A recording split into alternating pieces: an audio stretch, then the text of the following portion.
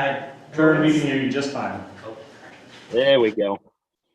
I'm just gonna mute the town until the meeting starts.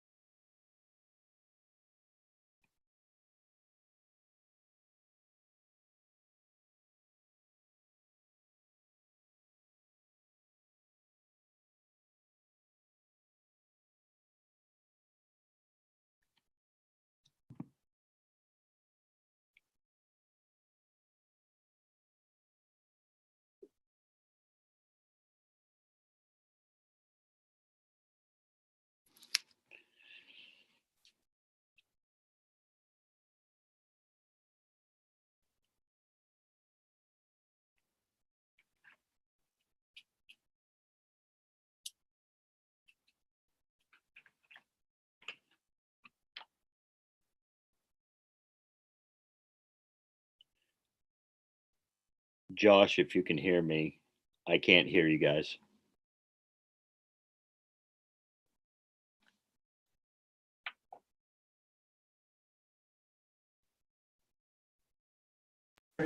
Yeah, I just muted the mic for now.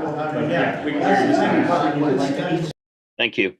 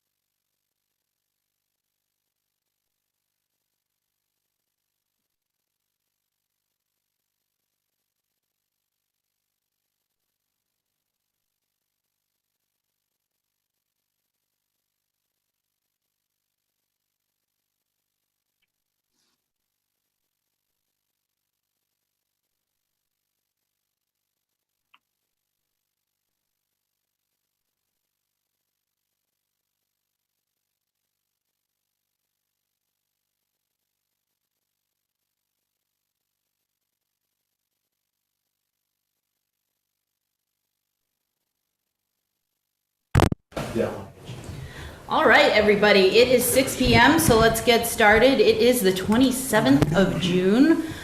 We do have Selectmen late beaming into us from afar, so this is a hybrid meeting, and any and all votes will be taken via roll call. Before we get started, Selectman Ray, would you read the quote of the evening? Yeah, sure. Sometimes it is the people no one imagines anything of who do the things no one can imagine. By Alan Turing. Thank you very much. And at this point, I would like to open the podium for any non-agenda items. Please remember to speak into the mic and introduce yourself and where you live. Yeah, Mr. Gary.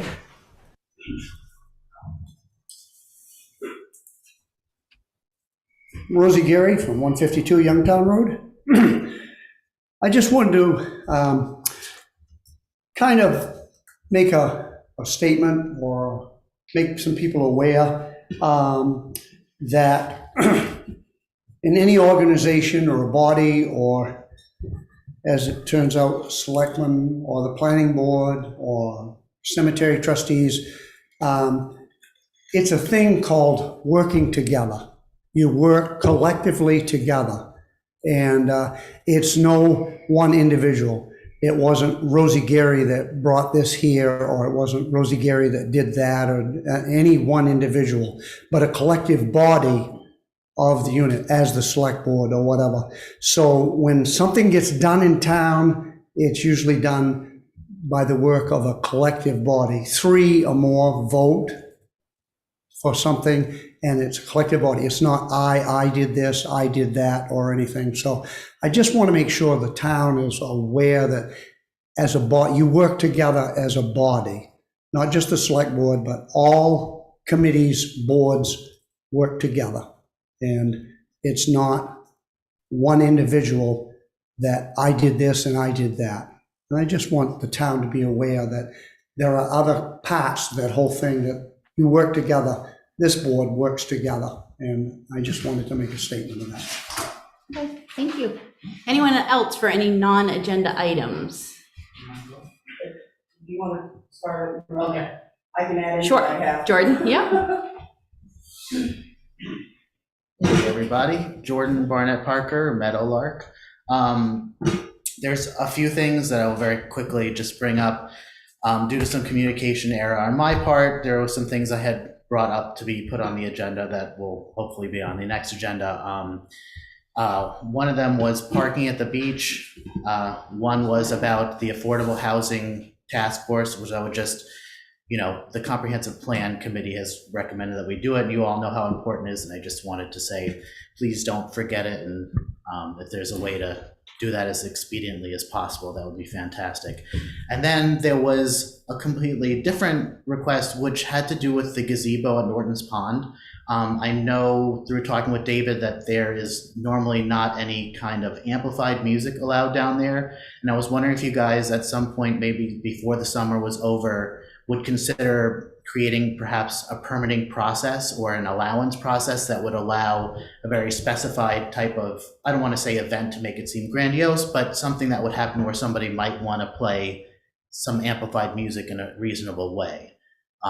That was brought to me, and I thought that that was kind of a great idea, and I didn't know that there was restrictions like that. So that was that. And I think more pressing right now is just, I think at the beach, it's really being felt, the dearth of parking for local people.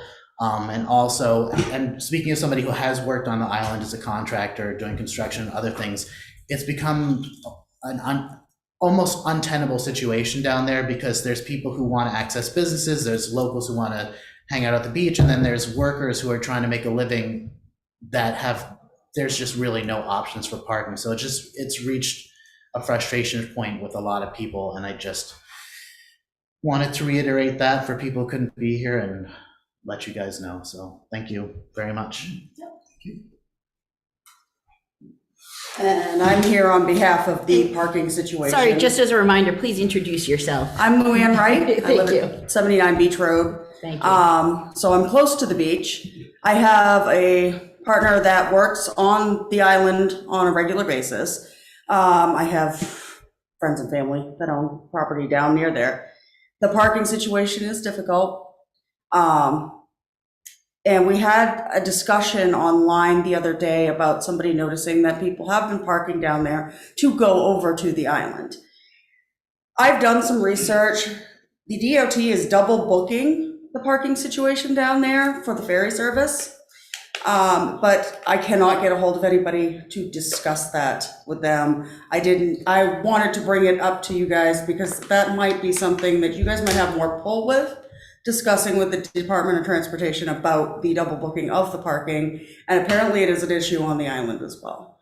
I've discussed with several businesses that people are parking in their parking areas, which is ruining their business, really. I mean, if you can't park to go to said business, then because tourists, locals, people going to the island are parking in their area, it ruins it for them as well. Sorry, I haven't spoken in 12 years. It's okay.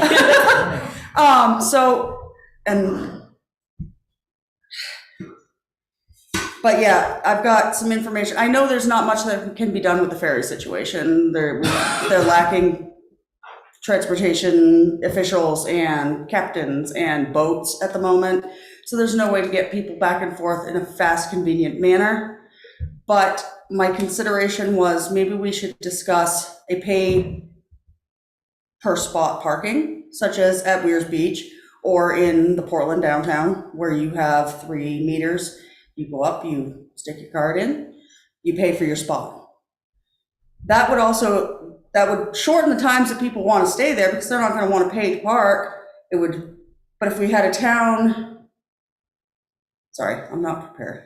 If we had a town, like at Liberty for Marshall Shores, if you have a sticker on your car and you are parked down there or you are a legal resident of said town, you won't have to incur the parking fees. But something needs to be done about parking enforcement for these other things. If the person wants to pay to park to go over to the ferry, that should be fine. If they're a town resident, I don't see why they wouldn't be able to do that because it is a town, they are a town resident, they pay to use that area. I mean, there's a whole lot of issues, there's a whole lot of things to think about, but I just wanted to make sure that maybe it got onto the agenda and that our people are looking and watching and listening, and they'd like something done about it. All right, thank you. Thank you so much. Thank you. Yeah, can I ask you a question before you leave? Yes. Is really, Oh, sorry, you have to stay up at the podium, so the I'm folks sorry. watching at See, I home. haven't done this in forever, I'm sorry. Nope, that's No, okay. I That's just okay. waited until you got 4 steps that way to make you walk back. Hey, I don't, so what do you mean by double parking? I should know what that means, but I really don't. I don't know, Double parking, double double booking, booking yeah, at double booking the ferry parking. parking lot. They are Yeah. double booking. There are people paying for a spot to park in the parking lot to ride the Yeah. ferry. They are double booking though, so people that have paid for their pass, which I think is like $300 a year, go to the parking lot and there isn't a parking space to Okay, be gotcha. available. Okay, gotcha, okay. And it's ridiculous. And they are selling these parking spots. There aren't any left.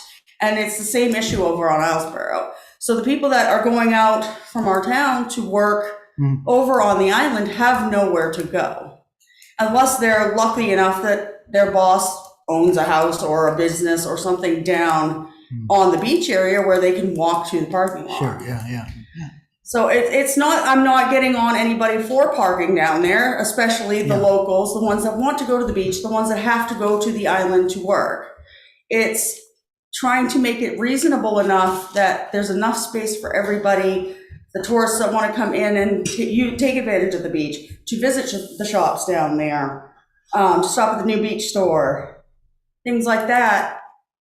But also try to be slightly more convenient for the residents that pay the taxes in the town, should be able to utilize the parking, should be able to use the beach and things like that, and go to the businesses down there, because there's got to be some way to balance it out. It's getting kind of crazy, and it seems like it's been years and years. I've been back in Lincolnville for 7 years, and nothing's changed at all.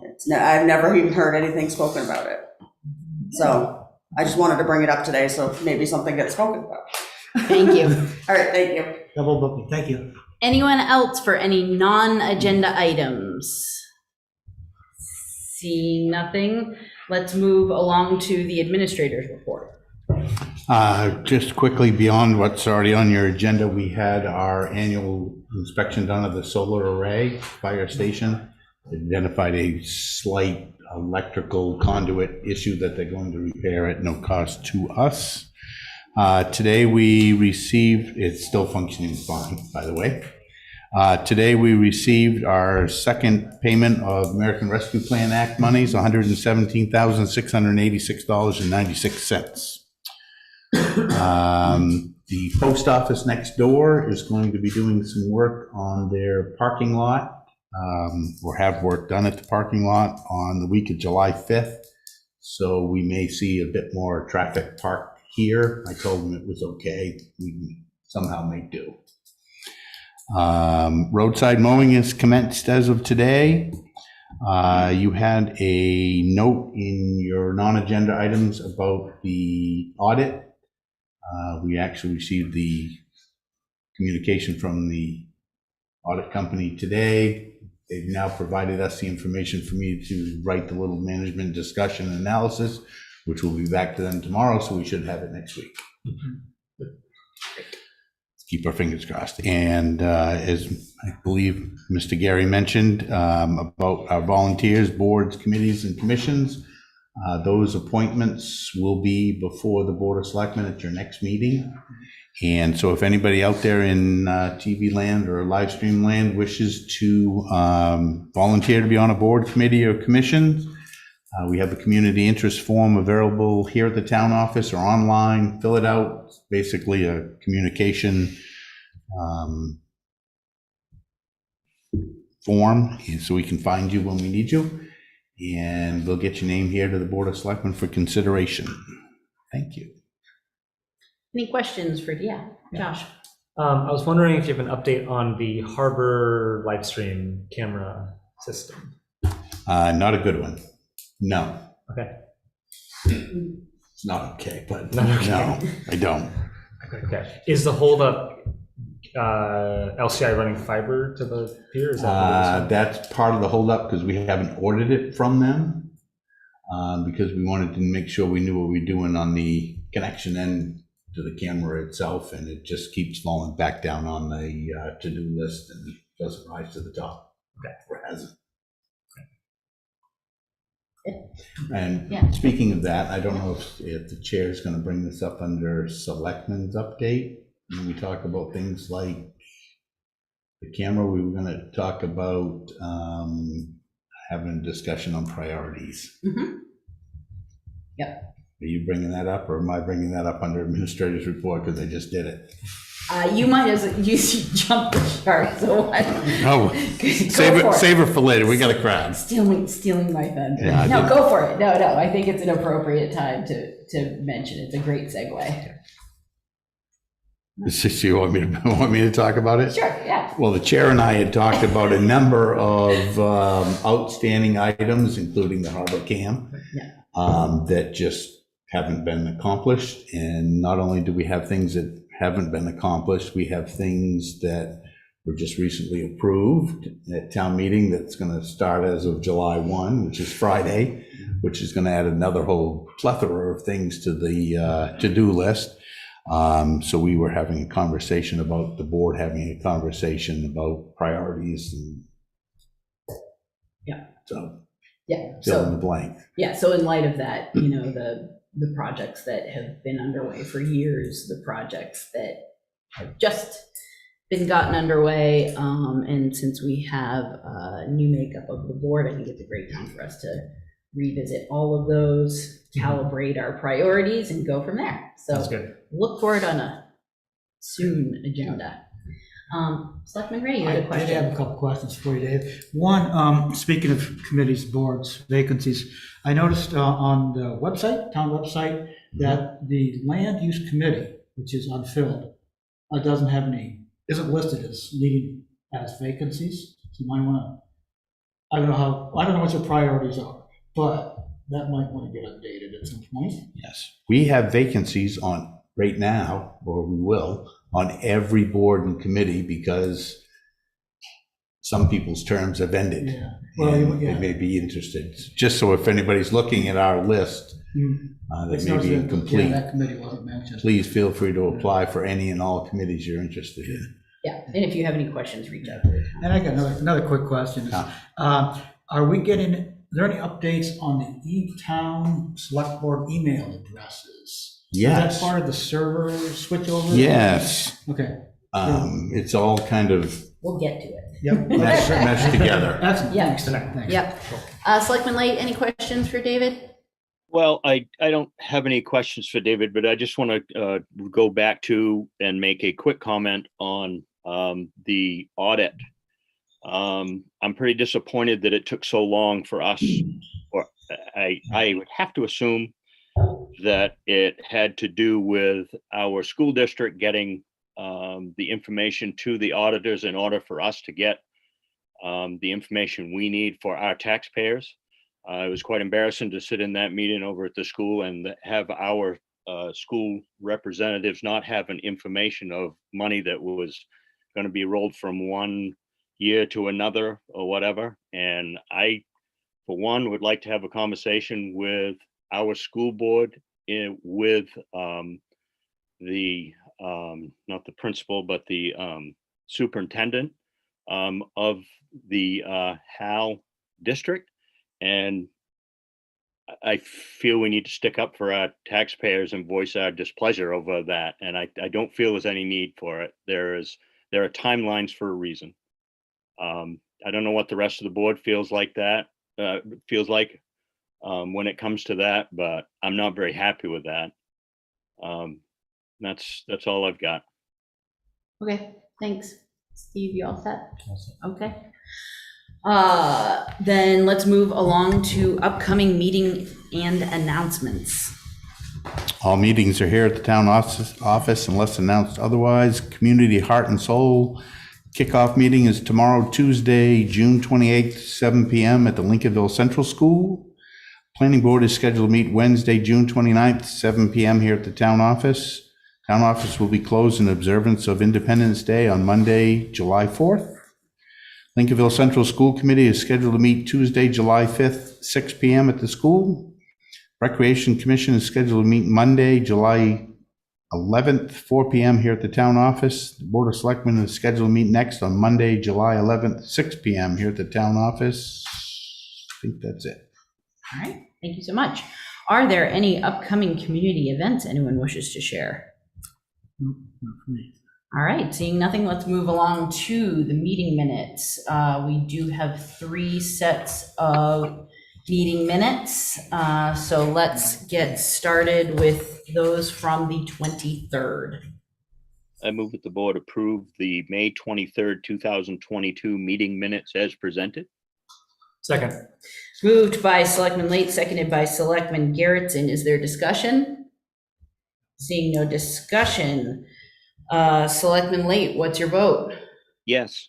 Selectman Ray, what's your vote? Yes. Selectman Garrettson, what's your vote? Yes. Selectman Hand, what's your vote? Abstain. And Selectman Dunn, my vote is yes. Motion passes. We have the second set of meeting minutes from the 13th of June. I move that the board approve the June 13th, 2022 meeting minutes as presented. Second. Moved by Selectman Late, seconded by Selectman Ray. Is there discussion? I have a question. Sure. So I wasn't here, but it says that there were 3 members present, and then on line 35, it says the vote was 4-0. Did Jordan come in later, or is that just a typo? It should be 3-0. Should be 3. Yeah. Yeah. So Yep. amend that. I would like to make that motion with those amendments to the meeting minutes. Amended by Selectman Late and seconded by Selectman Ray. Further discussion? Seeing no further discussion, thank you for the note, Josh. Yep. Selectman Late, what's your vote? Yes. Selectman Garrettson, what's your vote? Abstain. Selectman Ray, what's your vote? Yes. Selectman Hand, what's your vote? Abstain. And Selectman Dunn, my vote is yes. Do we have, yeah, motion passes, thank you. And last set of meeting minutes from the 16th. I move that the board approve the June 16, 2022 meeting minutes as presented. Second? Moved by Selectman Hand, seconded by Selectman Ray. Is there discussion? Seeing no discussion, Selectman Late, what's your vote? Yes. Selectman Garrettson, what's your vote? Yes. Selectman Ray, what's your vote? Yes. Selectman Hand, what's your vote? Yes. And Selectman Dunn, my vote is yes, motion passes. And moving rapidly along, we have a liquor license renewal application from the Lobster Pound. And do we have a representative? Okay, welcome. Thank you very much. Does anyone have any questions for the representative from the Lobster Pound? Would the representative wish to address the board? Well, I think I have a question, so I'm going to have to ask you to come up to the podium for a little bit of clarification, and this is jumping ahead ever so slightly. Don't make it a tough question. I can't promise that. That's it. That's on you. But we do have in the next agenda item for a special amusement permit at your facility. And I just was seeking some clarification because the name of the applicant differs from the individual who filled out the rest of the application and signed the application. And so I would like clarification on the relationship of these two individuals, who's actually applying for the permit, those kinds of things, so that we can in fact issue said. Okay, I don't even remember doing the amusements permits. So. Okay, so there was a Chris Miliano. Okay. Yep, and then that was crossed out and Peggy Brown was written into the name of the applicant. But then Chris Miliano, and then it was signed Chris Miliano. So Chris is the manager of the Lobster Pound. Okay. And Peggy Brown, Margaret Brown, is at our home office and she oversees it. Okay. Thank you for that clarification. No problem. That was an easy one. All right, excellent. I think that's all the questions, unless anyone has anything else that came up while you're there. Thank you for answering that. Seeing that there is no questions for the applicant, I will entertain a motion. Sure. I move that the board approve and sign the liquor license application submitted by Lafayette Lincolnville, doing business as the Lincolnville Lobster Pound. Second. Moved by Selectman Ray, seconded by Selectman Hand. Is there discussion? Seeing no discussion. Selectman Late, what's your vote? Yes. Selectman Garrettson, what's your vote? Yes. Selectman Ray, what's your vote? Yes. Selectman Hand, what's your vote? Yes. And Selectman Dunn, my vote is yes, the motion passes. Thank you all very much, and thank you for coming in. And having already touched on this, we do have that special amusement permit from those individuals who are now clarified as to who they are in the relationship. And therefore, would someone care to make a first motion, please, prior to acting on this item? I move to open the public hearing concerning the special amusement permit application filed by the Lobster Pound Restaurant. Second. Moved by Selectman Garrettson, seconded by Selectman Hand. Is there any discussion? Seeing no discussion. Selectman Late, what's your vote? Yes. Selectman Garrettson, what's your vote? Yes. Selectman Ray, what's your vote? Yes. Selectman Hand, what's your vote? Yes. Selectman Dunn, my vote is yes, motion passes. Now that the public hearing concerning this special amusement permit is open, we welcome any members of the public to come up and address the board with any questions, comments, or concerns. Seeing no one rushing up to the podium, assuming public comment is now concluded, I will entertain a motion. I move that the board close the public hearing. Second. Moved by Selectman Hand, seconded by Selectman Ray. Is there discussion? Seeing no discussion. Selectman Late, what is your vote? Yes. Selectman Garrettson, what is your vote? Yes. Selectman Ray, what is your vote? Yes. Selectman Hand, what is your vote? Yes. Selectman Dunn, my vote is yes. The public hearing is now closed. And after the public hearing is closed, does the board wish to deliberate at all? And if not, I will entertain a motion. I move that after having held a public hearing, that the board finds that the application submitted by the Lobster Pound Restaurant complies with the standards set forth in the ordinance governing the issuance, suspension, and revocation of special amusement permits for the town of Lincolnville, and that the permit be granted. Second. Second. Moved by Selectman Garrettson, seconded by Selectman Ray. Is there discussion? Seeing no discussion. Selectman Late, what is your vote? Yes.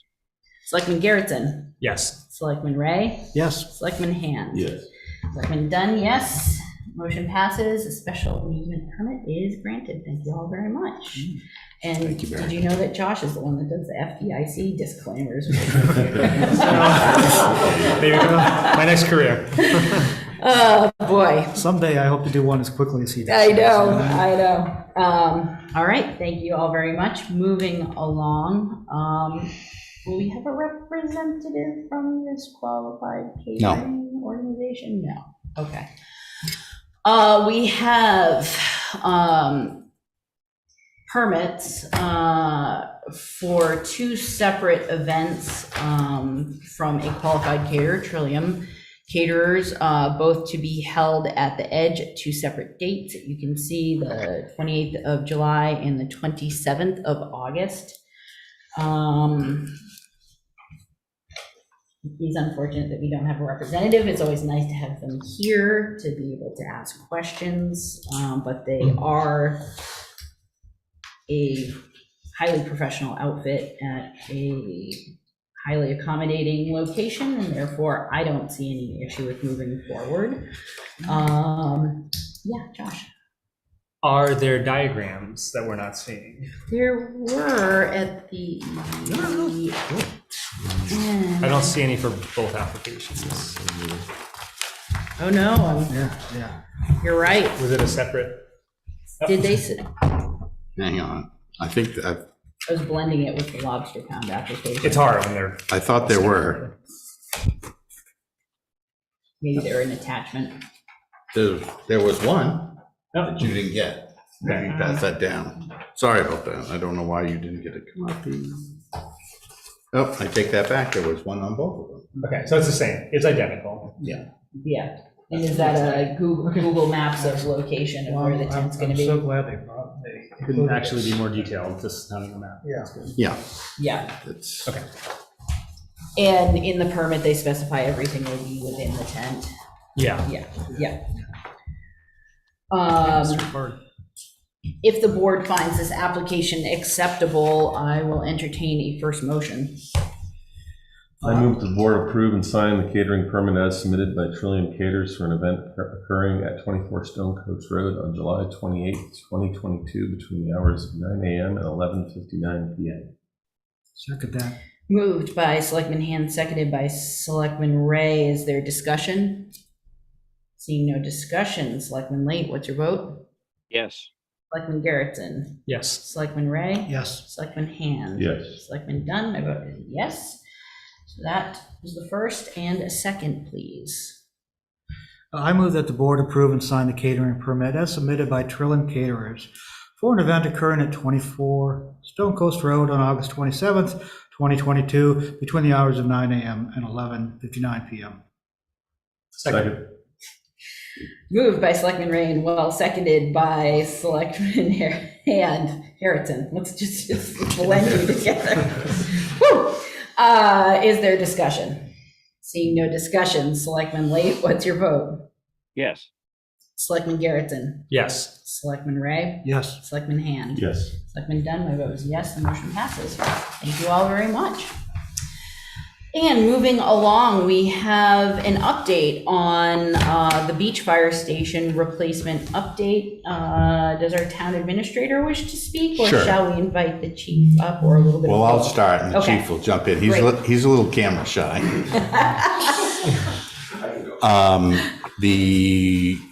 We've been planning for a number of years to replace the beach fire station. Purchased a piece of land on the beach road. I wrote it down, but now I forget when it was. 2013. Thank you, chief. And the building committee got activated last year and worked to prepare a request for proposals for architectural and engineering services to do the design of the facility and move us to the next level. We've been receiving money from the Lincolnville Community Foundation for a number of years towards the ultimate replacement of that station. And this would be the next logical step. Anything to add, Chief? I don't have anything to add. Well, Don Fullington, Lincolnville Fire Chief. I think, the size is pretty reasonable for what we're looking for. 50 by 60, roughly. I think there's possibility for it to change if we talk with an architect and there's just not enough room. Well, maybe it could be smaller. What we're looking for the immediate future is still to store one truck like we do at the beach station, but we'd like to do 2 bays so that we're prepared for 20 years from now if, who knows, we have a full-time fire department, and whether you use that bay for a second truck and people sleep at the center station, just to try to cover our bases so that we're not trying to add on to a building in 20 years. But yeah, I think really we keep it pretty simple, and we're just looking to start looking for architects and so on. We can get some prices so we know what we really need money-wise to actually start the project. Other than that, to answer any questions about it too. Great. Questions? I do have a question. Yeah. I've got a question for you, Don. You think two bays, 20 years is sufficient? Don't need 3 bays now? I guess. Where we have the center station with a total of 8 bays, I think if you wanted to have extra vehicles stored, probably the beach station would be a place to have an extra apparatus, utility truck, or maybe an ambulance if we end up with first responders in the future. I think 3 bays may get used in the future, but trying to be somewhat budget friendly as well. Sure, yeah. We're at this point, I think we'd be doubling the space that we have now, at least. Gotcha, yeah. And the reality is if we were to house full-time firefighters, I would say it's probably going to be at the center station because there's so much space there. You can turn 2 whole bays back to back into living quarters and still have more space than most full-time fire departments around. But the cost of building right now is exponential. So if we could keep it as simple as possible with 2 bays, and it will suit our needs. The biggest threat right now is the apparatus are all getting larger, and where we are right now, when we go in about 5.5 years to order another truck, it's probably not going to fit in that French estate building. And it doesn't make sense to invest a bunch of money into a building that we don't really own. We might as well just have our own fire station that's going to accommodate everything we need for the future. Okay, yeah, thanks. Yeah, thanks. Welcome. I'd like to also think that hopefully if we bring on a design professional, that they'll also inquire about the future and maybe not design it, but at least not design it in such a way that would inhibit you or prohibit you from doing something 30 years from now, in terms of adding on. Other questions from the board for the chief or the town administrator on this right now? Yeah, Hearn. Donnie, thank you for coming in. Only 50 feet deep, so that's only 1 truck per bay. Correct. You're not thinking about maybe one ahead of the other or something like that for future? And No, if so, how deep would it have to be? I think you'd have to be probably close to, if you wanted to do one behind the other, the shortest you could probably do and have space to get around them would probably be 75 feet. Okay. To give you a lot of space in between the trucks. You could probably go shorter, but I prefer side by side because if we have 2 different apparatuses that have 2 different purposes, you can roll one or the other without moving the other one. Yep. Okay, thank you. Yeah. Thank you, Chief. You're welcome. Is that it for him for now? Do you want me to stay up here for the security cameras? Or? Yeah, maybe just hover close. Hover close. We do have an audience. Anyone wish to speak on the beach fire station while we're here? Okay. The board having asked the questions, I will entertain a motion, please. Sure. I move that the board authorize the solicitation of proposals from design professionals to assist in the design of the replacement of the beach fire station. Second. Moved by Selectman Ray, seconded by Selectman Garrettson. Is there further discussion? Seeing no further discussion, Selectman Late, what's your vote? Yes. Selectman Garrettson. Yes. Selectman Ray. Yes. Selectman Hand. Yes. And Selectman Dunn, my vote is yes. The motion passes. Thank you all very much. And moving along, we are to have a conversation regarding security cameras at the fire station, but first and foremost, talking about a policy, just as the town does not have a standing policy regarding video monitoring. And David, do you want to add anything? Sure, just a little bit. From an operational point of view, the monitoring system is pretty straightforward. The devil's always in the details of, well, something happened out on the lawn, I'll just rewind this and look, and you need to have, well, who gets to do that? And then, you know, you don't want to get the angry mob to go chase down somebody on a bicycle or something like that. So this just sets forth, you know, who gets notified, how they get notified, because you want to make sure you inform employees as well that, you know, when you show up, you may be recorded in perpetuity here. And so this draft was just put together to kind of help us know how to operate this in the future. Okay. Does anyone have any questions of the chief regarding his thoughts or opinions on this draft? Well, I mean, seeing as how it will be applied directly to the fire station immediately. Well, I've got a question on the draft itself regarding of the fire station. Okay, It had great. been and that's just- We'll let him just hang out. Sorry, I'm sorry.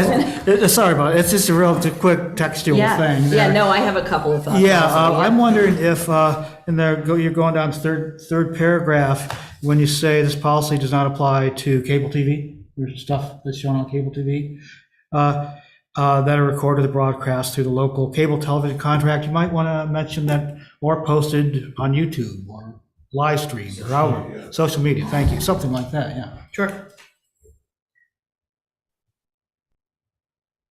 that's it. Yeah. Those are your, okay. Yeah. I guess I have something I want to say and then a question. So I guess I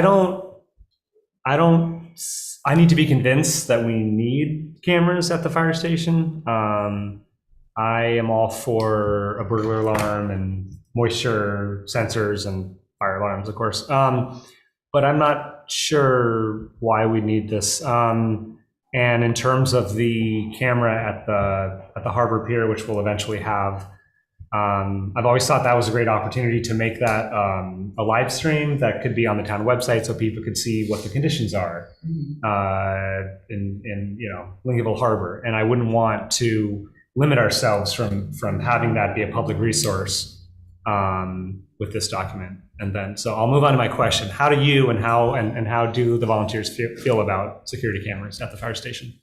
I feel like it's good insurance in case someone gets hurt outside, liability reasons, and you know, nobody's bothered the station. Probably nobody's going to, but if something does happen and somebody gets in there and steals a fire truck or whatever, it would be good to be able to find somebody to make it responsible for it. And we voted on the cameras and the amount of cameras at the second to last meeting, and it was almost unanimous that everybody wanted cameras there. Okay. As long as there's no, you know, there was 2 cameras on all 4 corners on the exterior, just in case anything happens. I think the only other reason would be is there's some dings and dents on garage doors and other doors that may be coming from whoever's plowing, shoveling, stuff like that. Just, you know, nothing, it's just cosmetic stuff, but, you know, down the road, if the plowing provider backs into the door and crushes the door, there's no one there in the middle of the night if they're plowing to say, well, you guys did it, you're responsible, versus somebody was just turning around and back to the door. So this would be 4 cameras around the exterior? Correct. That's the thinking? Okay. Okay, thank you. Any other questions for the chief while we've got him right there? Okay, you're good, thank you. So let's jump back to the first part of this discussion, which is discussion of adopting a monitoring system policy first.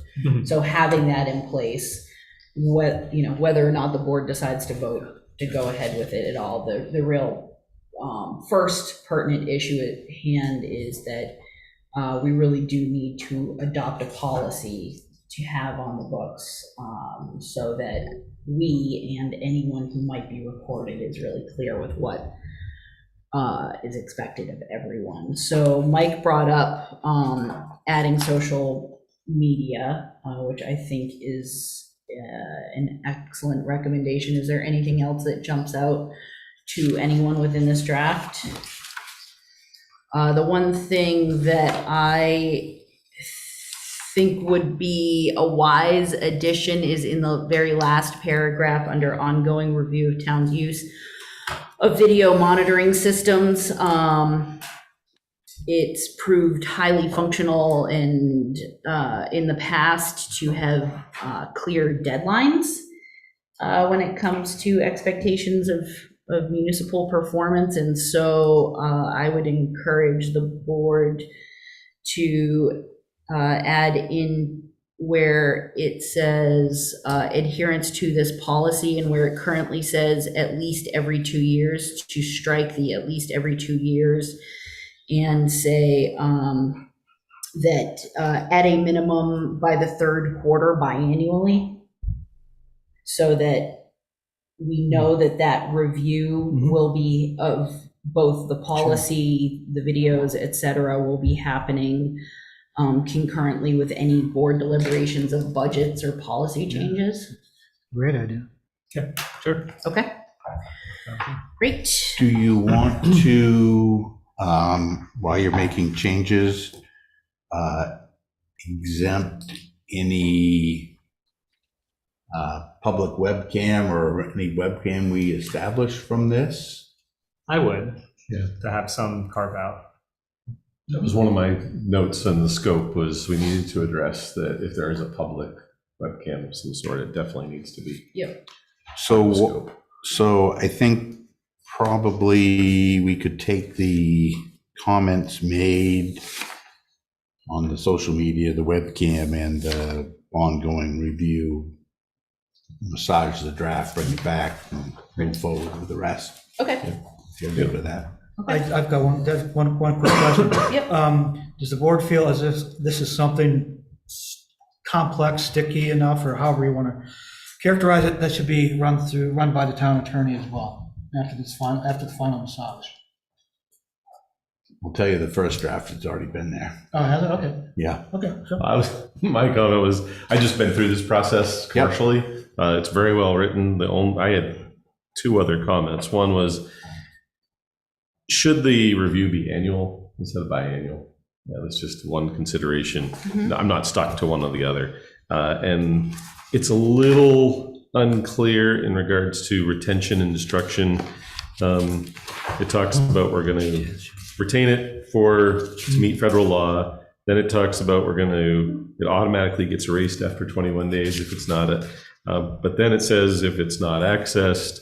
So it's a little back and forth in that section as to, I get the intent, but it's a little bit back and forth as to when does something get deleted.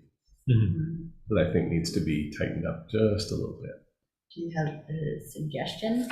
Not to put you on the spot, but if you don't have a suggestion immediately, we'll be reviewing another draft of this at our next meeting then, right? Yeah, I'll look at clarifying that language, and we'll highlight any changes we made to the draft. Yeah, that would Okay, work. that's great. Okay. Yeah, we'll be back. Okay, sounds good. So no need to make any motions on that. We will, to be continued with this particular conversation. So part two, and getting back to the second part of this conversation, is that the firefighters have met and had concurrence on their support of this. And so we do have a contract before us. David, do you wish to speak to some of the technicalities of what they have presented to us? Sure. I mean, I think the basics of it are pretty similar to the security system we have here at the town office in terms of fire, smoke, and intrusion. The challenge comes with the filling in of the blanks when there's one there that talks about a 5-year agreement. I don't have the authority to sign a 5-year contract, neither do you, unless you have the money available, because you can't bind a future town meeting. So my suggestion would be to, the easy suggestion is take that 5 years and cross it off, put one. A little more complex would be to ask to insert what's called the non-appropriation clause, which we've done with our snow plowing contract. Just says if town meeting fails to raise the money, we are gonna get out of the contract and you can't sue us and whatever else. And then there's the issue of a potential up to 9% annual bump in the fee, but That's every year, year over year? the way that is written, it can be. Yeah, up to potentially. So it's Doesn't- significant wiggle room there. They really haven't in the past with our other contract, but just because they haven't in the past doesn't mean they won't in the future. But the real kicker is I don't think anybody here can approve a 5-year contract without money. No, so what's the board's thoughts on kicking it back to Seacoast and asking to amend to 1 year versus inclusion of a non-appropriation clause? That sounds good to me. Well, I'm just curious, which one, either or both? Oh, wait, say that again? Yeah, what's the board's preference in terms of kicking it back to ask for a 1-year contract or the inclusion of a non-appropriation clause? I myself would be inclined to go with the 1 year, simply because I would be afraid that it would be lost in the inertia of that town meeting warrant articles that sometimes find themselves in. And we might not be paying attention to what's going on with the contract, whether it's 9%, 1%, blah, blah, blah, whatever, that type of thing. However, as soon as I say that, I'd like to know that a 1-year contract versus a 5-year is going to work for Seacoast. Or are we going to run into a big wall there by asking for one? Is that thoughts? Yeah. Hate to negotiate a contract on TV, but Yeah. I don't know if there's an awful lot of harm in asking. What's the worst that happen? I mean, we can convey this in a nice way to say, it's not that we're dissatisfied with the services we've been receiving, but we're bound by, laws and statutes and rules and money and can't do it. Here's what will work. All right. Let's ask for 1 year then. Yeah, so I'll entertain a motion then. Well, then, I move to have the town administrator inform Seacoast Security that the proposed 5-year term is beyond the authority of the Board of Selectmen to agree to, and that we ask that term be amended to 1 year. Second. Moved by Selectman Ray, seconded by Selectman Garrettson. Discussion? Can I just get clarification on what we're buying in the 2 contracts? Sure. We're buying an alarm system for the fire station, water, fire sprinkler. Water flow for the sprinkler. Yeah. And I believe in the contract we looked at, it was water flow for the sprinkler system, heat detectors, 6 heat detectors in the bays of the trucks, and then smoke detectors in, I believe, every room, every enclosed room, and in the hallway. And I think there was also a heat detector in the furnace room.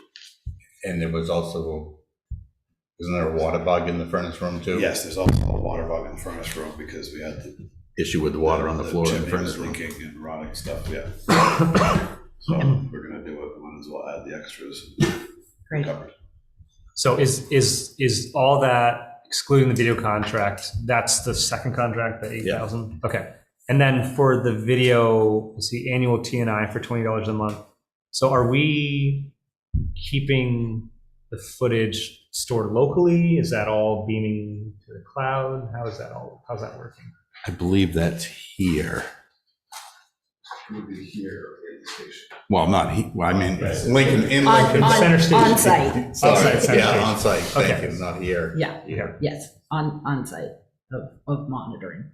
Okay. And annual TNI is, Test and inspect. okay. Okay, got it. Thank you. Okay, any more discussion? Seeing none. Selectman Late, what's your vote? Lately, I feel that I should abstain on this because of my relationship with Seacoast Security. I am an employee for them. So for this one, I'm going to Yep, keep my mouth shut. fair enough, thank you for that. Selectman Garrettson, Yes. Selectman Ray, Yes. Selectman Hand. Yes. Selectman Dunn, my vote is yes. Motion passes. Thank you all very much. And moving along, we have an update on our Penobscot Park. And you'll see, Select Board, we do have Mr. Roundy here, who I think is gonna get up and speak to us. But just a heads up, there are a number of recommendations within this. So once we're done exploring the discussion, I think it would be prudent for us to work through each recommendation. And if the board wishes to take action, make a motion as such. So just before we conclude this agenda item, I think that would be the wisest course of action. So David, you want to lead the conversation? Sure. at all? Certainly, while not everything is what I would say finished at Penobscot Park, I'm not sure as any of our facilities are ever finished. But one of the things that David Roundy's been most helpful with is trying to get things caught up to date with some lack of or neglected maintenance over time. So just a quick rundown in terms of status. Hazard trees and branches have been removed. It's going to be a constant thing with trees. Or I say mostly removed because there are some pine trunks that we're still waiting to get drier soil to remove. And same with some stumps behind the third picnic shelter. The trees have been removed, but the stumps themselves have not. There's also some invasive species that's been identified that's growing up where those trees once were that we're looking to, when the stumps come out, hopefully be able to eradicate that with just planting grass in there and then keeping it mowed. Grass areas, we've been very successful thus far with the contractor that's taken on the grass mowing. It's actually starting to look more like a lawn rather than a field that's just been cut down. But looking better every time he mows it. The parking area and the trail that led from the parking area down to the park itself, we've had the area refreshed and regraded so the water actually will shed off that in a better direction than the way it was just running. And the bollard that kept people from driving down, that was removable, still removable, but it has had a lock installed to it, so you have to actually unlock it to remove it. Porta potties in place, been in place for quite a while.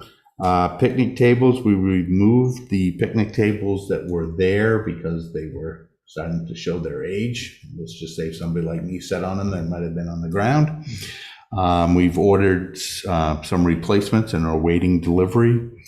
Up by the parking area, we have a message board. The board, the posts are there and the backer board is there. We're still waiting for the delivery of the lockable enclosure. It'll be very similar to the ones that we have at the porta potty structure at the beach. It's got a glass front to it, so we can change that. Messages in there.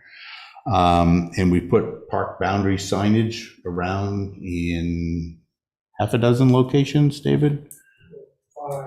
5 up above and 1 down. David.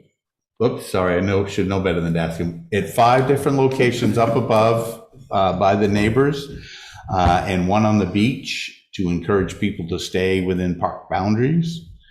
And we've got a couple benches on order, 1 memorial bench, and we have had an anonymous donation or offer of 1 for the second bench. They didn't want to be recognized, but asked that a quote from Ralph Waldo Emerson be put on the bench, which would be silly, be honest, be kind. And I said, well, I don't have any authority to take that, but I'll bring it to the board. And I don't know if you want to do these recommendations as we get to them. That's the first one. What's the board's sentiments here? Do we want to make motions as we come to them and move through this? Does that Yes. sound good? It does sound good, but I'm wondering if we first might want to take up whether the board, because David says that the board may wish to revisit site prior to making determinations. Mm-hmm. That is, does the board want to do another site walk? I guess that's it. Do we want to put it off? Do we want to not open this up tomorrow morning or something, I guess, but 2 weeks from now or a week from now? Mm-hmm.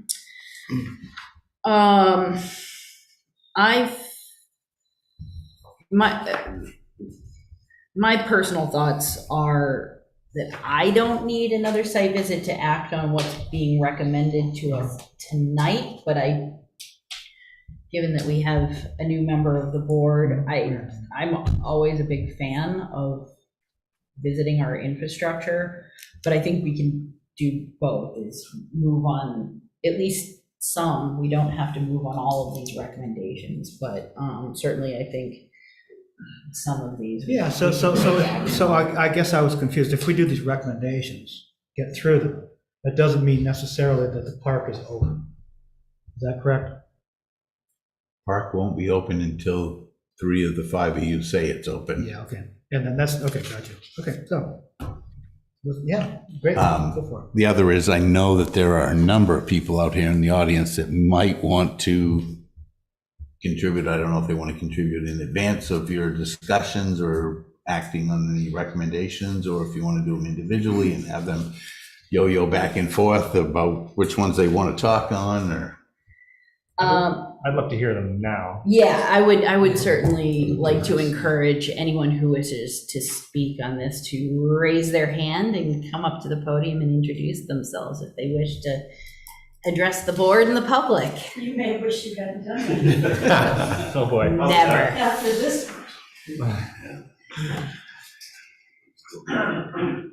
Hello, everybody. My name is Dan Leary, and my wife, Christine, and I, we live at 2813 Lincolnville, or I'm sorry, Atlantic Highway. So we're right next to the park, so the park entrance is there. We're on the right-hand side. You might see me out there cutting the lawn every so often, except I really don't cut the lawn, so I guess maybe not. Anyway, we just, I don't know what the recommendations are. So if they were posted somewhere, I didn't get a chance to see those. So a few of the things that I may mention here may be in the recommendations, so kind of excuse me for that. The other part is, even though I'm going to raise a couple topics here, we are big fans of the park. It's a beautiful property, and it should be shared, and I hope a lot of people do enjoy it and things of that nature, because it's a great move from what it was used for before, and I think the town will really like that, and visitors. So having said that, a few items that come up that come top of mind. The big thing is, kind of under a safety issue, is the gate. Will the gate be open and closed every day, or would it be wide open? It would be 24 hours, or what is the gate going to do? We would be especially concerned if the gate was open all the time. I think the park, because you cannot see it from the road at all, would be advantageous for, let's say, youngsters, back there partying, or people who might want to sneak in and do some camping or anything of that nature, which I don't think is allowed in the public spaces anyway. But it is very difficult to see anywhere in the park from the road. So that's a big issue. The other part is overflow parking. So I would just, when I was talking to Dave Kenny and I were talking about this before, I think, 10 or 12 cars could probably fit in the parking lot. 12 if you really, if you had that really good day, where everybody came kind of at once. But so we're just more concerned if there's more people, where is the parking going to happen? And our front lawn would be a great spot if you're just driving down the road. But anyway, here's a spot. But and we do know that there's no parking allowed on Route 1. So I don't know if I guess we would recommend that there be some kind of no parking signage out there or something similar to deter that. And obviously, if there's someone on the lawn, we can always make a call to somewhere, but I'm not exactly sure who shows up when that happens. So the parking could be a safety issue. Another similar safety issue is there's no signage of the park entrance when you're riding along. So, and it comes up very, very quickly. That, again, probably enters into street signage and things of that nature, but it is a concern that whether you're headed northbound or southbound, when you're making that left-hand turn, right-hand turn, depending on which way you're coming, I think that's kind of an accident waiting to happen, especially coming from the north when you're coming down that hill and approaching. I know even at our house, we have a fairly big driveway. When we make that turn, it's like you're double checking that rear view mirror because people are coming pretty quickly. So that would be another concern. I guess it's carry in, carry out. So I guess the trash and things of that nature. What happens if there is trash left behind? How do we deal with that? And then probably an issue that's a little bit more, probably really impacts us more than anybody else, is that the parking lot is like right next to our house. It's kind of, we have a little bit of space, we have a little post and rail fence, and then the parking lot's there. And there's really, other than having some treeage or some bushes around there, there's really no privacy. So as we are, even now when the park's closed, when you have people kind of coming in and out, it's, if you're sitting outside, that activity is noisy and you can see right through whatever's there. So we would really appreciate, some kind of privacy, whether it be privacy fence or privacy vegetation or privacy something or other, where we could just kind of block off that noise and that line of sight between the two properties. And I think that might be it. Is there anything else, Christine? I think that's it. So when you do your site visit, Sorry, we can't, you have to come up to the podium to address the board. Yeah, thank you. That's fine, thanks. So anyway, thank you. Do you have any questions for me? Good? Well, That's very helpful. yeah, real quick. Yeah. So I don't know how long you've been there. I know where you are. Yeah. But have you noticed any nasty accidents or any traffic problems where you are, other than the obvious people trying to turn left into the place? Yeah, so there's two things there. When it was, we've been there since 2018. Okay, so when it was under the old management, they would have, if they had any gatherings back there, they would have people kind of available to direct traffic. So you didn't. So, and other than that, the gate was closed. Yeah. So you had very, very little activity there. Yeah. So when I'm talking about concerns about the turn or the traffic, it comes from two things. One is from our driveway not being that far from there. Sure. We've experienced it ourselves. Yeah. Which is, and that's kind of like firsthand. And the other part is when people were utilizing the park, even though the gate's closed, they put those cars right up, in that little space before the fence, and also on the lawn, which in and of itself, getting in and out of there on Route 1 is pretty challenging. So that would be my experience with the traffic. Part of that is a projection of just, if it's just getting in and out of there is going to be a little tricky. Right. People who are familiar with it aren't going to have that biggest problem. It's more of those onlookers coming all of a sudden, like, oh, there it was, I got to make my turn. It's right there. So. Any other Thank questions? you. No, thanks a lot. Thank you so much. No, thank you, appreciate Yeah, it. thank you for You your bet. thoughts. Chief? To speak on your question a little bit, just because I have all the car accident experience Okay, on the great. Atlantic Highway, there's a lot. There's It- lots of inattentive driving, people are turning left. My father this spring got hit by somebody, he was crossing the lane, they were passing him, Yeah. even with his blinker on. We probably have, I bet, at least 7 vehicle accidents that are just inattentive driving, 2 people Okay. wanting to turn across the lane, and they're getting run into from behind or trying to be passed and hit. And the sight lines aren't the best there. Yeah, And right, as we know, I mean, people, at least if people head north, Right, they're like, they hit that spot and then so like the barn doors open and they go. yes, Yeah. yeah. Next up, our Taking harbor. risks as well, crossing the lanes. So, yeah. Thank you for that. Yeah, thanks. Would anyone else care to address the board regarding the Penobscot Park? Sure.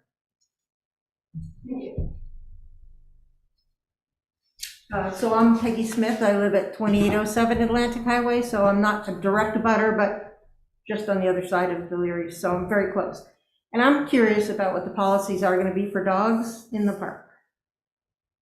That's sort of an open-ended question. I haven't seen your list, but it's of concern for me. Yeah, sure. Yeah, the board has made no decisions yet, but we will be discussing that for sure. Yes. That's why I'm here. While you're up there, not to question you because it's not my meeting, what would be your preference in terms of policies regarding dogs at the park?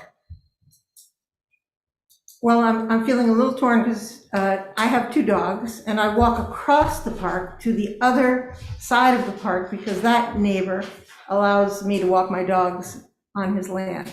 So if there are no dogs in the park, I'll have to figure out how to get over there without crossing the park. At the same time, one of my dogs is afraid of dogs. And so if there are dogs running wild, off leash in the park, that will be a big problem for me. Thank you for your input. For their safety, for everybody's safety. Yeah, yeah, absolutely. Thanks. Thank you. Thanks. Anyone else? Do we wish to hear from our public facilities director at this time? Yes. Can we invite you up, Mr. Roundy?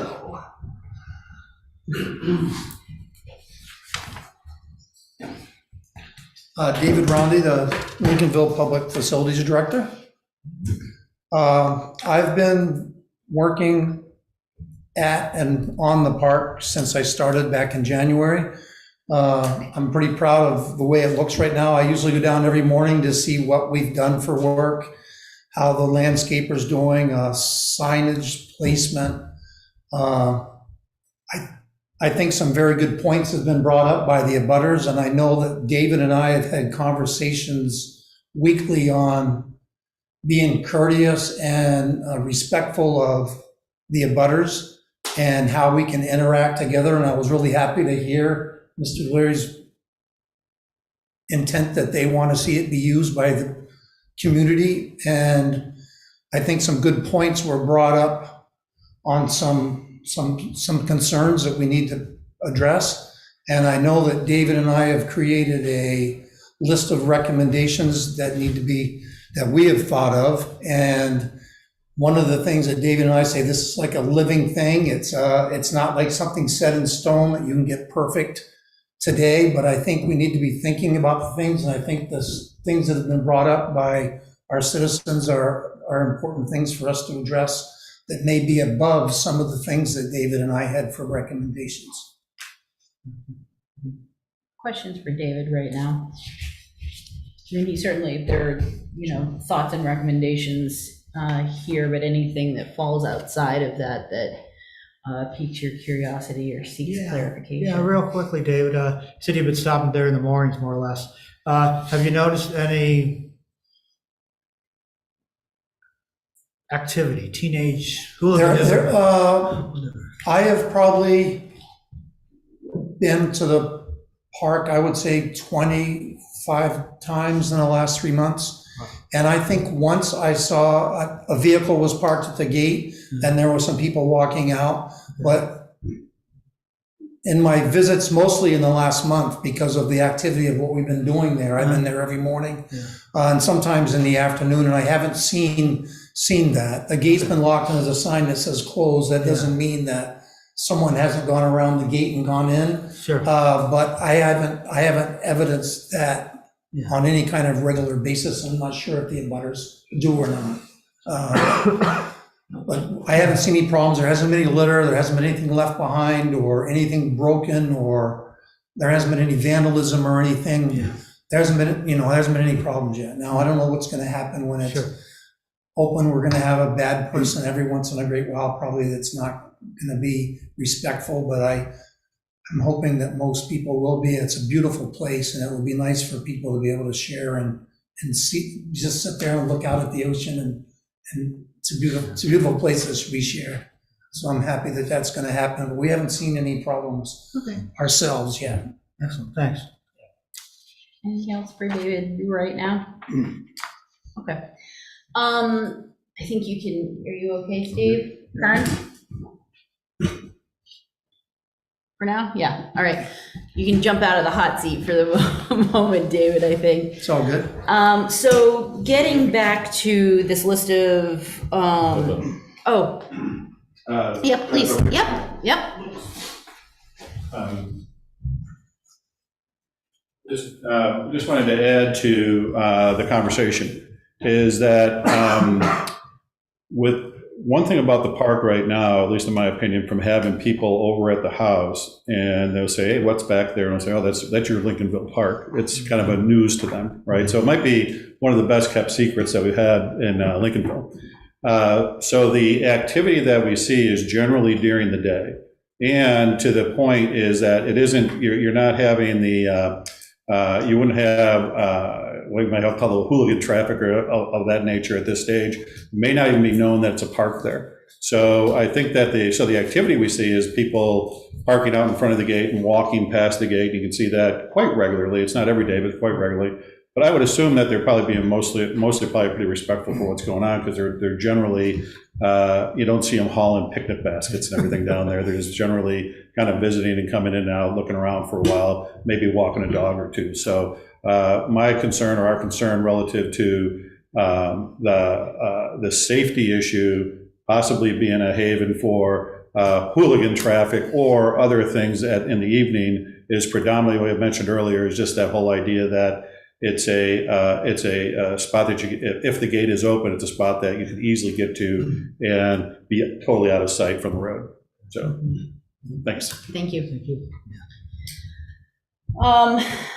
So getting back to this list of recommendations, can I make the suggestion to the board that I think we have some actionable items for this evening, and then if there is something that a general consensus of the board pending a site visit, if a majority of us decide, I'd really feel more comfortable making this decision having had laid fresh eyes on it.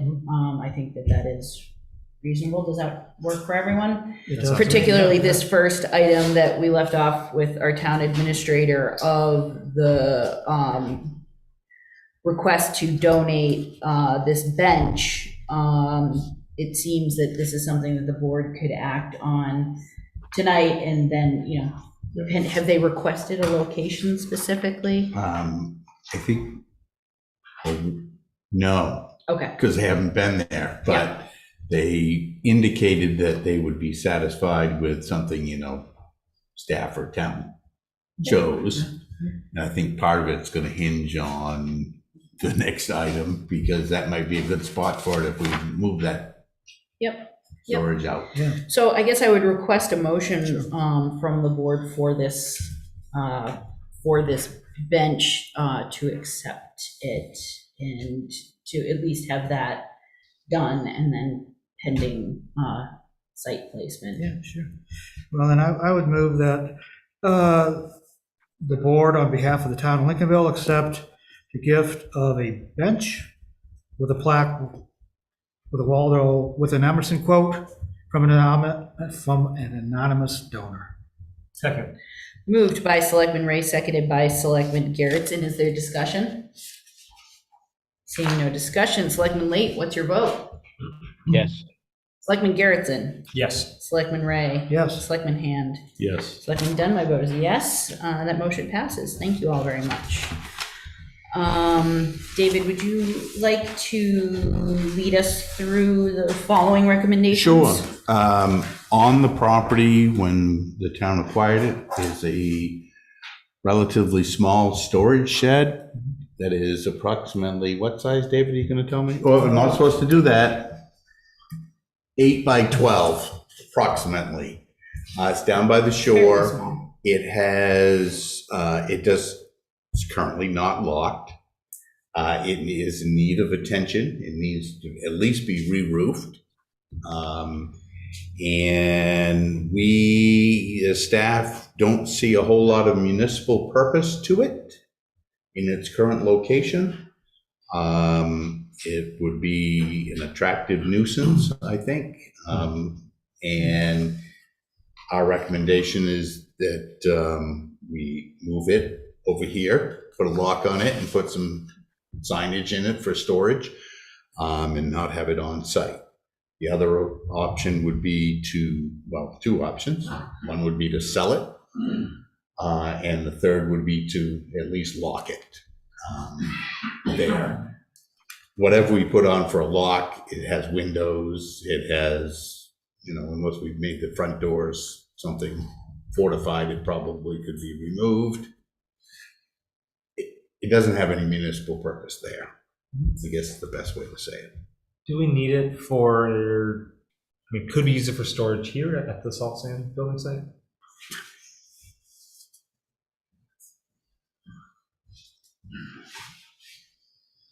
David Roundy, Public Facilities Director. I think it might be more like 12 by 16 or 20. Whatever. In that range. In that range. In that range. Small. We could use it. We could use some storage. We have a lot of things down in the basement that we're hauling up in and out, in and out, in and out. Our shed that has our road signage also was our hay storage building. So it's filled to the hilt and you're moving things to try to find a sign. If we could get that moved, which it would probably be in August or something when the ground was dry, we would have to replace a roof on that building, and it'd be a nice building for us to utilize at the salt shed way down there. Great. Yeah, I think the board can and should move on this, and then perhaps jumping on our board priorities conversation, we can have a discussion regarding, infrastructure, surplus material, and kind of go over, because we do have a list of other items, pieces of infrastructure that we have on hand in store, and then we could have a discussion about what to do with it. But I do think it would be wise to move that off-site. So anyone wish to make a motion, please? Well, I move that we move the salt sand, the storage shed to the salt building site for town storage. So moved. A lot of alliteration. Was that a second, Selectman Light? Yes, That was it a was. second? Okay, moved by Selectman Garrettson, seconded by Selectman Late. Further discussion? Great recommendations, and then I think the board can develop some further clarification with our town administrator and public facilities director's assistance. If there's no further discussions, Selectman Late, what's your vote? Yes. Selectman Garrettson. Yes. Selectman Ray. Yes. Selectman Hand. Yes. Selectman Dunn, my vote is yes. Thank you very much. This may be something that you'll want to actually take a look at, but the picnic shelters, of which there are 3 there, are tired and definitely have some rot issues. It varies by the location, but certainly all are in need of roofing. Some are in need of posts. to hold up the roof. And some of them have other rot issues. The options certainly are to remove forever, repair, or replace in kind or with something similar, new. And our recommendation was to do a cost estimate for repair and or replace so that you'd have some dollars to look at.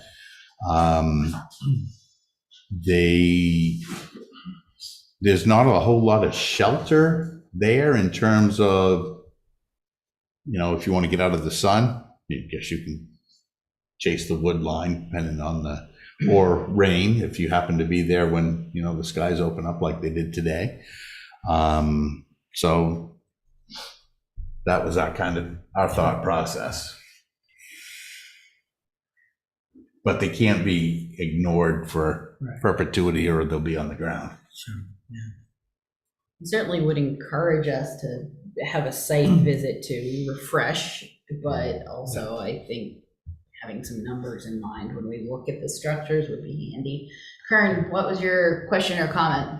Yeah, I think having a number to consider would be great. But if I remember correctly, my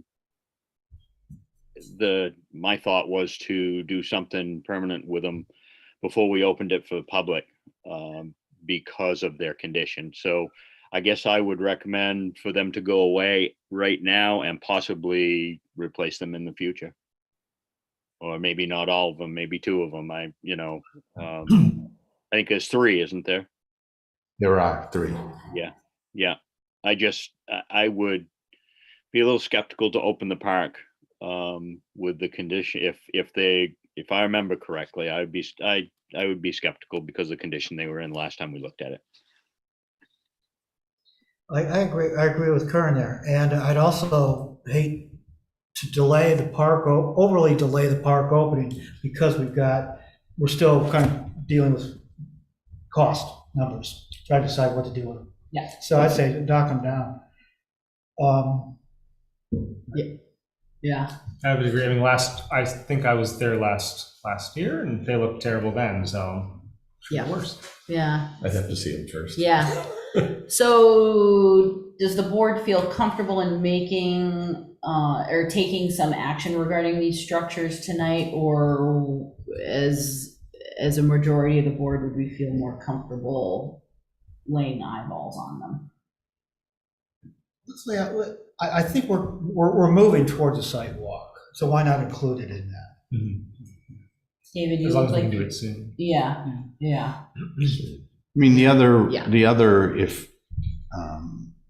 I don't know as I'd be ready to throw them away. I think there's definitely some work that could be done. We could, if in the short term, if you were to open the park or look to open it, we could cordon them off with something somehow. Or maybe there'd be temporary stabilization that could be done, but I think it's worth laying an eyeball too. I think they're they're a nice feature at the park. Yeah, I agree. Yeah. But not in that current condition, but in manageable condition, they're in a good feature. So would the board like to give direction to our public facilities director and town administrator to look at costs to get that ball rolling? Yeah. Can we have a motion as such? I move that our town administrator and Public facilities director. thank you, and public facilities director prepare a cost comparison to repair and replace the picnic shelters. Moved by Selectman Garrettson. Do we have a second? Second, yeah. Seconded by Selectman Ray. So further discussion. So it seems clear, though, that I also agree that there was significant rot in some of the supporting elements of it, and so I wouldn't necessarily want people hanging out in and around and underneath them, depending on whether someone swung on it. Just, general usage, I'd be concerned for the safety, so prohibiting their access somehow. David, you made some good suggestions, so. Can I amend that motion? Sure. To repair, replace, or remove? Isn't aren't replace and remove the same? No. Place? Oh, I guess they're not. Yeah, it would just always be assumed it was building similar. kind, really, Correct. is the way I interpret replacement, yeah, or similar, yeah. No, that's a great amendment. Do you wish to Yes, second yes. that? So Selectman Hand amended the motion to reflect removal, and Selectman Ray seconded that. So further discussion, seeing none, Selectman Late, what is your vote? Yes. Selectman Garrettson, Yes. Selectman Ray, Yes. Selectman Hand. Yes. And Selectman Dunn, my vote is yes. Anything else on the picnic shelters at this time? Okay, moving on. Both the water system and the electrical system are off and not functional. They haven't even been on our radar screen to look about getting functional at this moment. You know, there were other priorities, but I wanted you to know that there are some semblances of those systems there. The same with the restroom structure that's there. We haven't explored that. It is in lockable, satisfactory condition at the moment. Trash and recycling, we were looking at the options of carry in, carry out, or some sort of container. You had what we saw as pros and cons of the two options, with the recommendation to try carry in, carry out. And that seems to be kind of I don't want to say the wave of the future, the wave of the recent past at places that have been successful. It does require monitoring. It is going to require somebody periodically to plow through the park and see that stuff isn't going away or left behind. But pros seem to outweigh the cons at the moment. Yeah, thoughts on this? I think I saw Peggy Smith. Yeah, please. Just because I have a little historical knowledge on this. So I have been the trash monitor of the park in the past, and I've picked up a lot of trash and a lot of dog waste. So it's nice. I totally support carry in, carry out, but I'm not sure if it's really going to work because it hasn't in the past.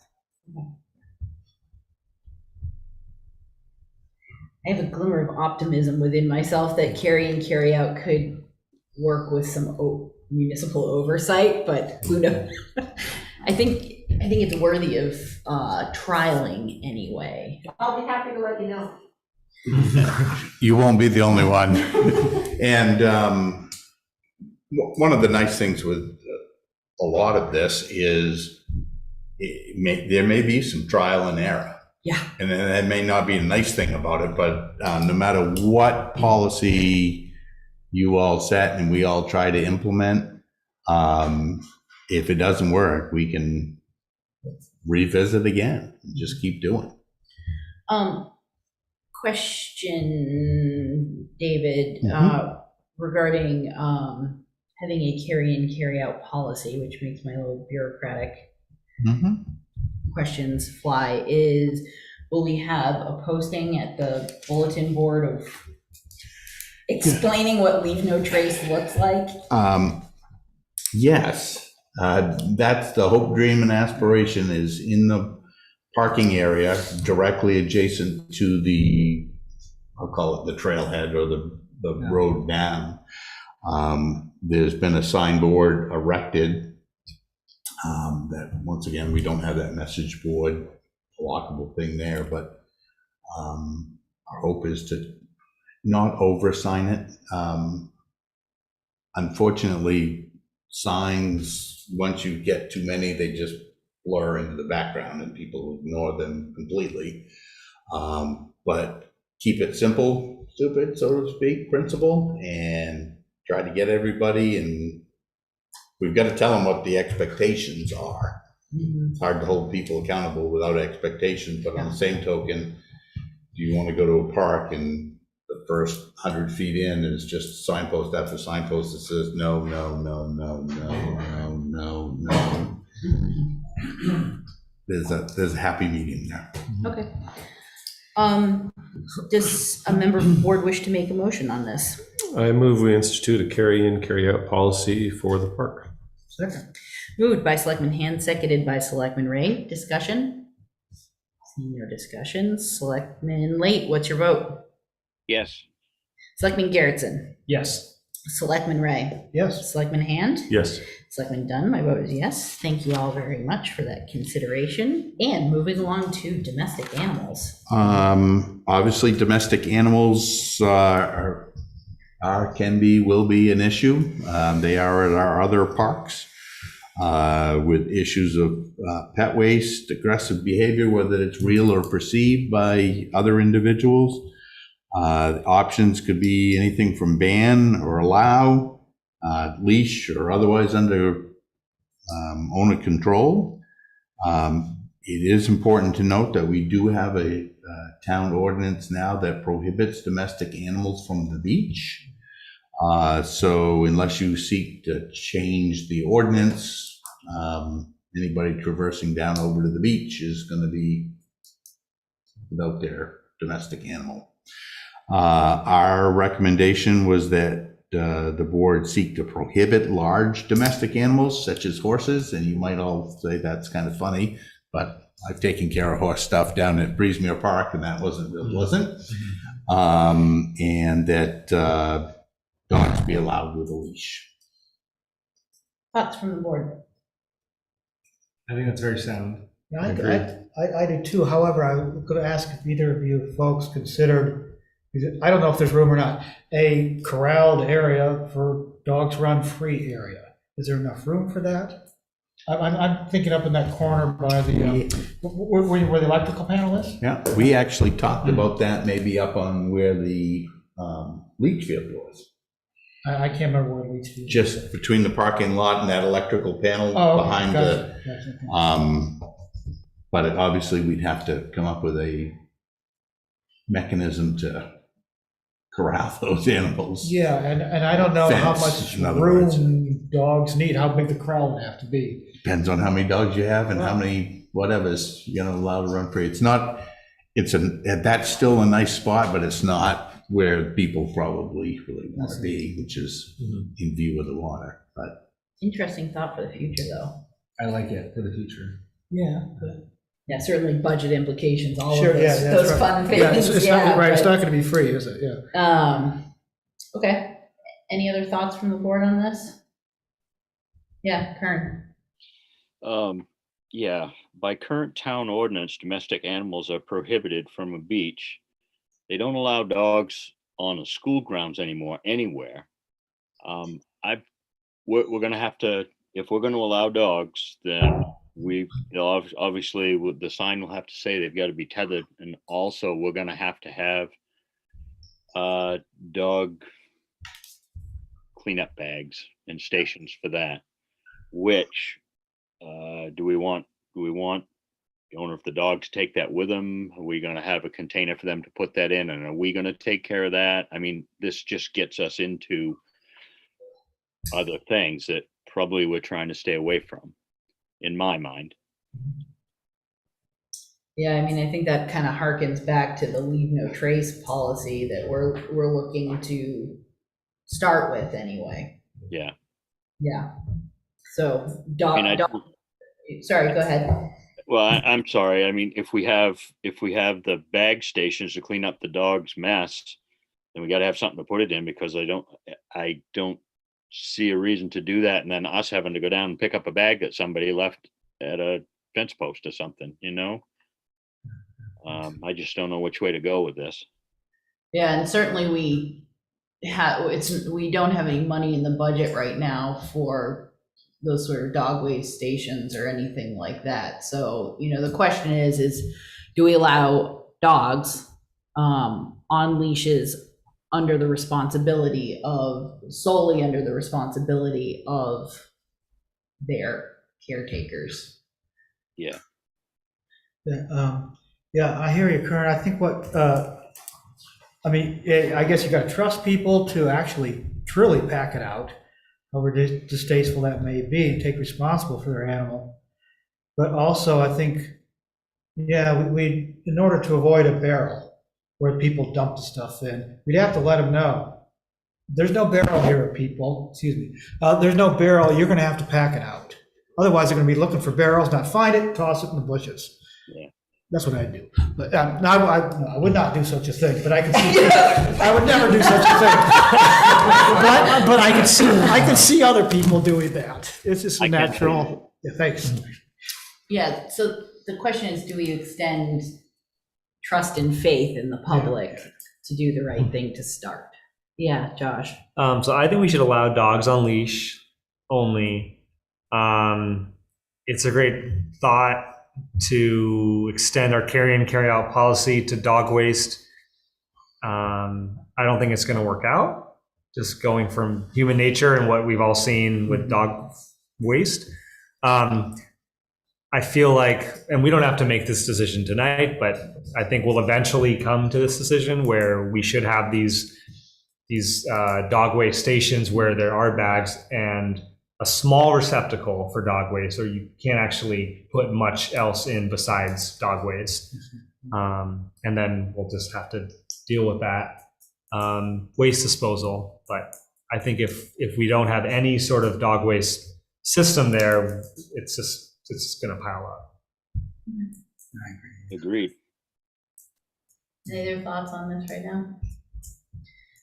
Does anyone wish to make a motion regarding dogs, domestic animals? I move that we allow dogs on leash only, but prohibit large domestic animals such as horses and pigs. Second.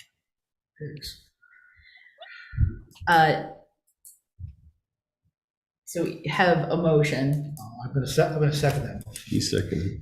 Okay, it's Selectman Late seconded. We do have a question from the audience. Do we wish to entertain further questions? Sure.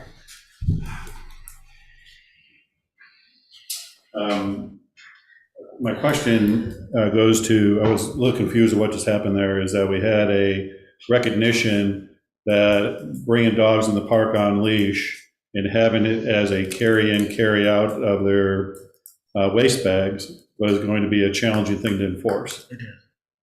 So I wasn't sure, and then therefore there was the idea that we have the stations, with bags. So are we saying, or was that just said that, well, even though we recognize that they can't afford the stations right now, but just bring the dogs in anyway on leash? Is that the idea here? Or, and I guess my concern would be is, if all that works, that's great, but when it doesn't work, what happens then? And we change our policy. Okay, well, so I would just throw out the suggestion that the park costs money, and that anything that we should do to do the park the right way that costs money, we should probably put that in a bucket that says, here's what's going to cost to run this park. And it would seem to me that if you're going to allow dogs on the property, and they should have, they should be on leash, and they should probably have waste stations to put the waste in. And if that costs money, put it in that bucket, add to it with any other recommendation that costs money, and you have opening the park under the conditions that don't cost money or cost what's within budget, and then you have the evolution of the park when things can be affordable. Thanks. Thank you. So we have a seconded motion on the floor. Further discussion from the board? Seeing nothing. Selectman Late, what's your vote? Am I voting on the first one or the second one? Domestic animals, dogs on leash in the park. Yes. Selectman Garrettson. Yes. Selectman Ray. Yes. Selectman Hand. Yes. Selectman Dunn, my vote is yes, the motion passes. David, moving along. It was our recommendation that we prohibit, or the town prohibit, all terrain vehicles, snowmobiles, and similar uses. Agreed. Yeah. I move we prohibit the use of ATV, snowmobiles, and similar vehicles. Second. Moved by Selectman Hand, seconded by Selectman Garrett. And further discussion? This is an obvious one. If there's no further discussion, Selectman Late, what's your vote? Yes. Selectman Garrettson? Yes. Selectman Ray? Yes. Selectman Hand? Yes. Selectman Dunn, my vote is yes, motion passes, thank you. Yes, go ahead, David.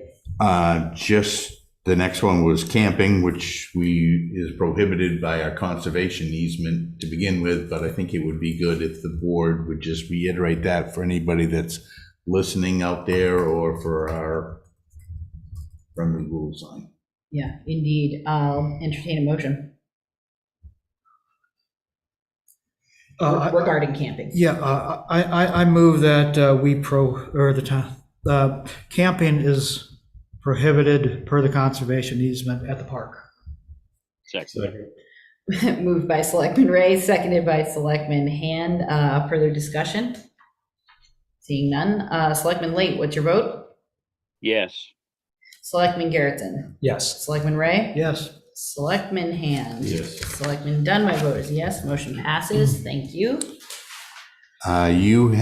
We have 3 barbecue stations, pits, and 1 open fire burning something ring.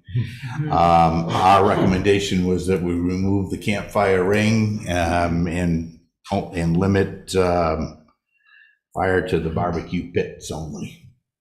Make for that purpose. Could I ask the board's concurrence or permission to ask our fire chief his thoughts on fires at that facility? Can I ask you up to the podium, chief? Yes. So what are your thoughts? You've seen those barbecues that are down Yeah, there. I've walked down and seen the barbecues. They're very nice. I think it would be good for the public to be able to enjoy those. The state park allows people to enjoy those on their property. So I think if maybe some kind of signage that says charcoal only, no actual wood fires and those things, so we don't have a lot of ambers traveling all over the place, because it is a little bit hard to access that area initially if we do have any type of wildland fire. The fire ring, unless you guys pull a permit from the state and allow people to have fires down there, legally nobody can have a fire without the select board's blessing and written permission. Okay. I would recommend getting rid of it. Great, thank you. Yeah. Any other thoughts, or can we move ahead with a motion on this one? I move we remove the campfire pit and only allow the use of the barbecues. Second. Moved by Selectman Hand, seconded by Selectman Garrettson.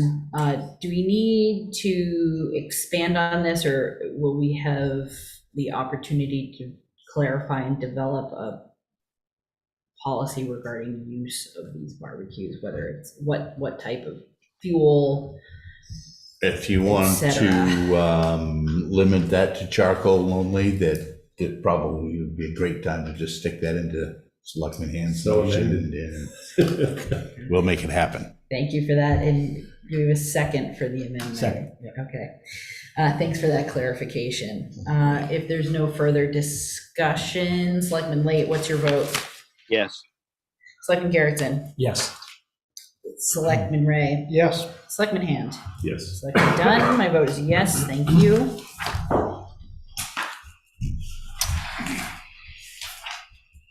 At the location, there was a leaning post of volleyball and formerly horseshoe pits. Our recommendation is that those be removed and grassed over. Yeah, I will entertain a motion on those.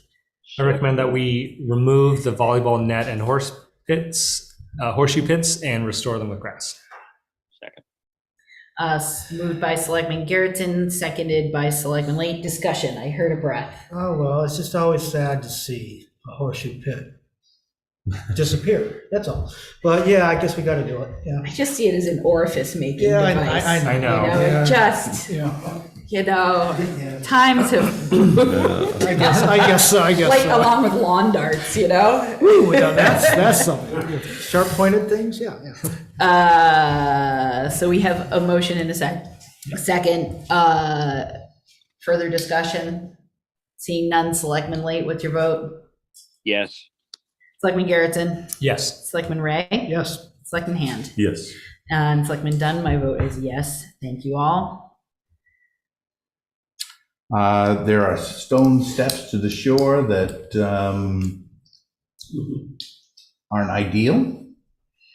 Fortunately, the town has offered a fair amount of protection liability-wise for recreational facilities, but we don't necessarily needlessly need to expose people to that. Our recommendation is that we seek design and permitting assistance for new steps to the shore, and that we consider relocating that closer to the midpoint of the shore so that we're not directing people down where they look to the north and say, ooh, a pretty sand beach, let's walk over there, because that's not ours. I think we should have access to the shore for people. I mean, we just had a group from the school there last week, and going down on the shore looking green crab searching. And why else have a shorefront park if you can't get to the shore? But Thoughts from the board on this? Yeah, I'm of the opinion that those, the existing stairways gotta be removed. Yeah. Yeah, I mean, that's just, you talk about, but doing a new one, which is, like, what's the point of having this park if people can't get there? It's still, as long as we know that it's covered, well, by our liability, by our insurance. Well, if we're good with that, then then I'm fine. People are on their own. Do we know anything at all right now? I'm not clear on accessibility, though. That's my only thought is, are steps shallow and wide enough for limited mobility persons to be able to get down there? Are we not required to provide access? well, if we do something, whatever we put in will have to be more accessible than what's there today. Part of the challenge with accessibility is once you get to the bottom of those stairs, it's accessible to nowhere. I mean, we're not going to pave paradise or put concrete down there and make so there are some, flexibility is not the right word, but I can't think of what it is. There is some flexibility within the Americans with Disabilities Act about, if you're going a stairway to nowhere. So that's part of where we would think and look for design and permitting assistance so that we make sure that whatever we did was accessible to the greatest number of people in compliance with the code and law. Yeah, great. Yeah, Kern. Yeah, I agree on, if we've got this park, we need, every bit of it needs to be accessible to our taxpayers and our visitors. Right now, I just think I don't think it's safe to go down those stairs, and insurance or not, I don't want to take that chance. So my personal opinion at this time would be to make sure it's not passable, and then we'll work on something else in a different location to make it more safe and accessible for the future. Thoughts from the board on that additional caveat? I'm wondering how long it'll be before we have something new in place. If it's a year or two, I'm not okay with barring the currently somewhat unsafe steps. I don't know, if when we open this park to the public, there should be some access, even if it's down the current steps. I think they should have some means of getting there. Because if we don't, I think we're gonna have a lot of upset people saying, well, you open up this park on the ocean, you're getting to these steps at some point, but I can't even get to the ocean, come on. Or people bushwhacking, and being, Or that. and being right. more, that's my Right. only concern is that, as people go around the gates currently that are closed, that they'll go around the steps and try to get down there anyway. Or go to the neighbors. Right, and so, providing, allowing access and knowing that we're covered, and I don't know if this is a future conversation about signage, use at your own risk or that sort of disclaimer is even of any value in this circumstance, but I hear you, Kern, but. And I think in answer to Selectman Garrett's question, if we moved with all due municipal speed, as somebody's prompt and saying, by the time something at the shore gets permitted and constructed, we're looking at next year. Okay. At the At the earliest. soonest, yeah.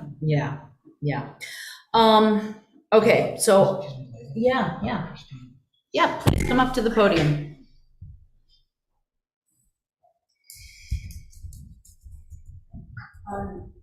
On the steps, having gone up and down them many times, if you are going to have them open, I understand why. It's an access, it's there. Railings would go a long way to safety, even just one railing, but there is nothing to hold on to at all on either side. And so we used to be able to grab trees before we took the trees out down there in the bushes, but there's not that anymore. So first line of defense would be some kind of railing to hold on to, and that could save a lot of falls. Great point. Yeah, perhaps we can take a look at that when we do our site visit. Yeah. I'm thinking somebody else, he's coming up with something temporary in his mind, he just doesn't know it yet. Yep, all right. Can I have a motion, please? I move that we seek the design and permitting assistance for new steps to the shore at Penobscot Park. Moved by Selectman Garrettson. Do we have a second? I would second that if we could add handrails. To the existing steps. Correct. Why don't we, okay, hold on. Well, why don't I just start over? Sure. I like a new So let's title. let that motion, how about you don't second it? We'll let the motion fail and we'll start fresh. Rather than voting it down and all right. I move that we seek design and permitting assistance for new steps to the shore at Penobscot Park and to install a handrail for the existing access to the shore. Second. Moved by Selectman Garrettson, seconded by Selectman Late. Great pivot. Discussion. Seeing no further discussion. Selectman Late, what is your vote? Yes. Selectman Garrettson? Yes. Selectman Ray? Yes. Selectman Hand? Yes. And Selectman Dunn, my vote is yes. Thank you all for that discussion. Moving along to alcoholic beverages, I think this is a very straightforward one. Can I have a motion? I move that we prohibit alcohol as allowed per Title 17 MRSA 2003-A. Second. Moved by Selectman Hand, seconded by Selectman Garrettson. Is there discussion? Seeing none. Selectman Late, what is your vote? Yes. Selectman Garrettson? Yes. Selectman Ray? Yes. Selectman Hand? Yes. Selectman Dunn, my vote is yes. Motion passes. Thank you all. David, you have recommendations for access, open hours. Yeah, our recommendation would be that the park be open from a half hour before sunrise to a half hour after sunset. Does someone from the board wish to make a motion? I move that the open hours for Penobscot Park be half an hour before sunrise to half an hour after sunset. Second. Moved by Selectman Garrettson, seconded by Selectman Ray. Is there discussion? Seeing none. Selectman Late, what is your vote? Yes. Selectman Garrettson? Yes. Selectman Ray? Yes. Selectman Hand? Yes. And Selectman Dunn, my vote is yes. And finally, David, yes? Yeah, the $1 million question Yeah. is we had a recommendation regarding seasonal gate closure or park closure in order to minimize damage and not have to conduct snow removal operations and preserve the investment in the parking area because of the ability of the lot to support vehicular load, particularly in times of thaw, was that close and lock the gate from the Monday following Veterans Day to the Friday before Memorial Day, and otherwise secure the gate open. So we certainly have heard comments from the public regarding their thoughts. The immediate challenge being that we simply are lacking staff to open and close a gate in the morning and in the evening. It's just not a staffing reality for us. Yeah, Josh. So I still like the automated gate idea. There is the very real risk that you lock someone's car in, and then I'm not sure. I guess there would just be a button. There would be a button on the inside, and they could let themselves out. Why is that a terrible idea? It isn't. Short answer, besides cost. Besides cost, why don't we do that? David has his hands up. Not that it's a bad idea, but if somebody wanted to go in, could they then park outside, walk around the gate, hit the button you talked about to let somebody out, let themselves in, and just... The button would only work at certain times of the day. If you were already there, you could... Oh boy, that sounds... I just think of, traveling all over this country and towns that have little parks, and they oftentimes put the sign up of the reasonable times to go in and out. And, yeah. I don't think we're trying to do that different. But at a gate that has to go up or down or this or that just is offensive to me. Or a to some lock with extent. a code, anything complicated. Yeah, but the question is, do we leave it open 24/7 during these months? Is that correct? Park is closed, the gate is open. Correct. Yes. Yeah, I know. I'm talking about the gate being open. Yeah, seasonally. Seasonally, yeah. And that gets to Don's. I'm sorry? Dan. Sorry. Yeah, no. Yeah, there it is. Keeping it open 24 hours a day isn't the best idea, in your opinion. I think I heard. Mike, please don't engage the audience. I'm sorry. Okay, I'm not looking at him. What I think I remember him saying was that Yes. keeping it open 24/7 is not a good idea. That was definitely a comment from the public. Yeah, Yes. okay, yeah. Yes. Okay. And I can see his point. Especially certainly when it comes to vehicles getting in there off of Route 1 at night. That's a hard turn to make, to get out or to get in. Leaving the gate open almost invites that turn to be made. So I would suggest we put this in the category of let's try it out, leaving the gate open seasonally. We could also in the future consider a camera to deter that kind of activity, which is much less complex than a automated gate system. Kern, any thoughts? I'd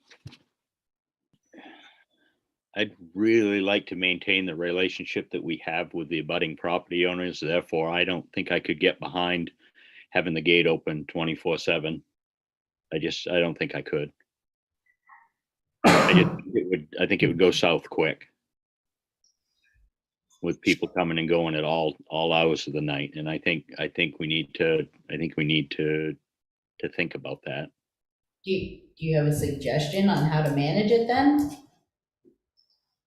Well, that was one of the things that we hadn't finished discussing before we got this punch list right in front of us. We had that conversation when we took ownership of that, and we never finished it. Obviously, someone's going to have to open and close it, or lock and unlock it, however you want to describe it.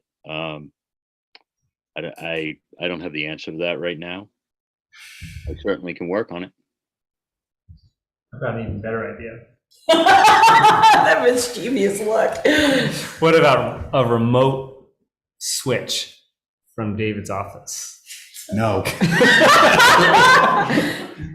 He gets in his car, as soon as he starts his car to drive home, it just shuts. I don't know, but Shall we,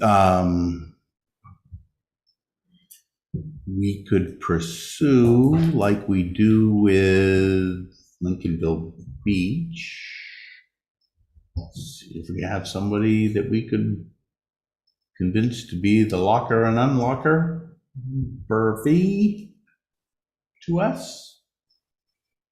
I mean, obviously, we don't lock Lincolnville Beach, but we do have somebody that goes and. Well, I'm thinking about our daily trash pickup. You know, we have a fee that we pay to do a sweep of the beach. Perhaps there's a similar personage that could do sweep of trash and gate duties. If the board. Is that crazy? No, No. I don't think we'd have a problem with finance. the simplest. If the board thinks that that is their preferred option, we could, or if you express what your preferred option is, we can attempt to find the ability to get that done. You know what I'm saying? Would you feel most comfortable with a motion with that sentiment so we can frame that up and? Well, if you're not looking to open as of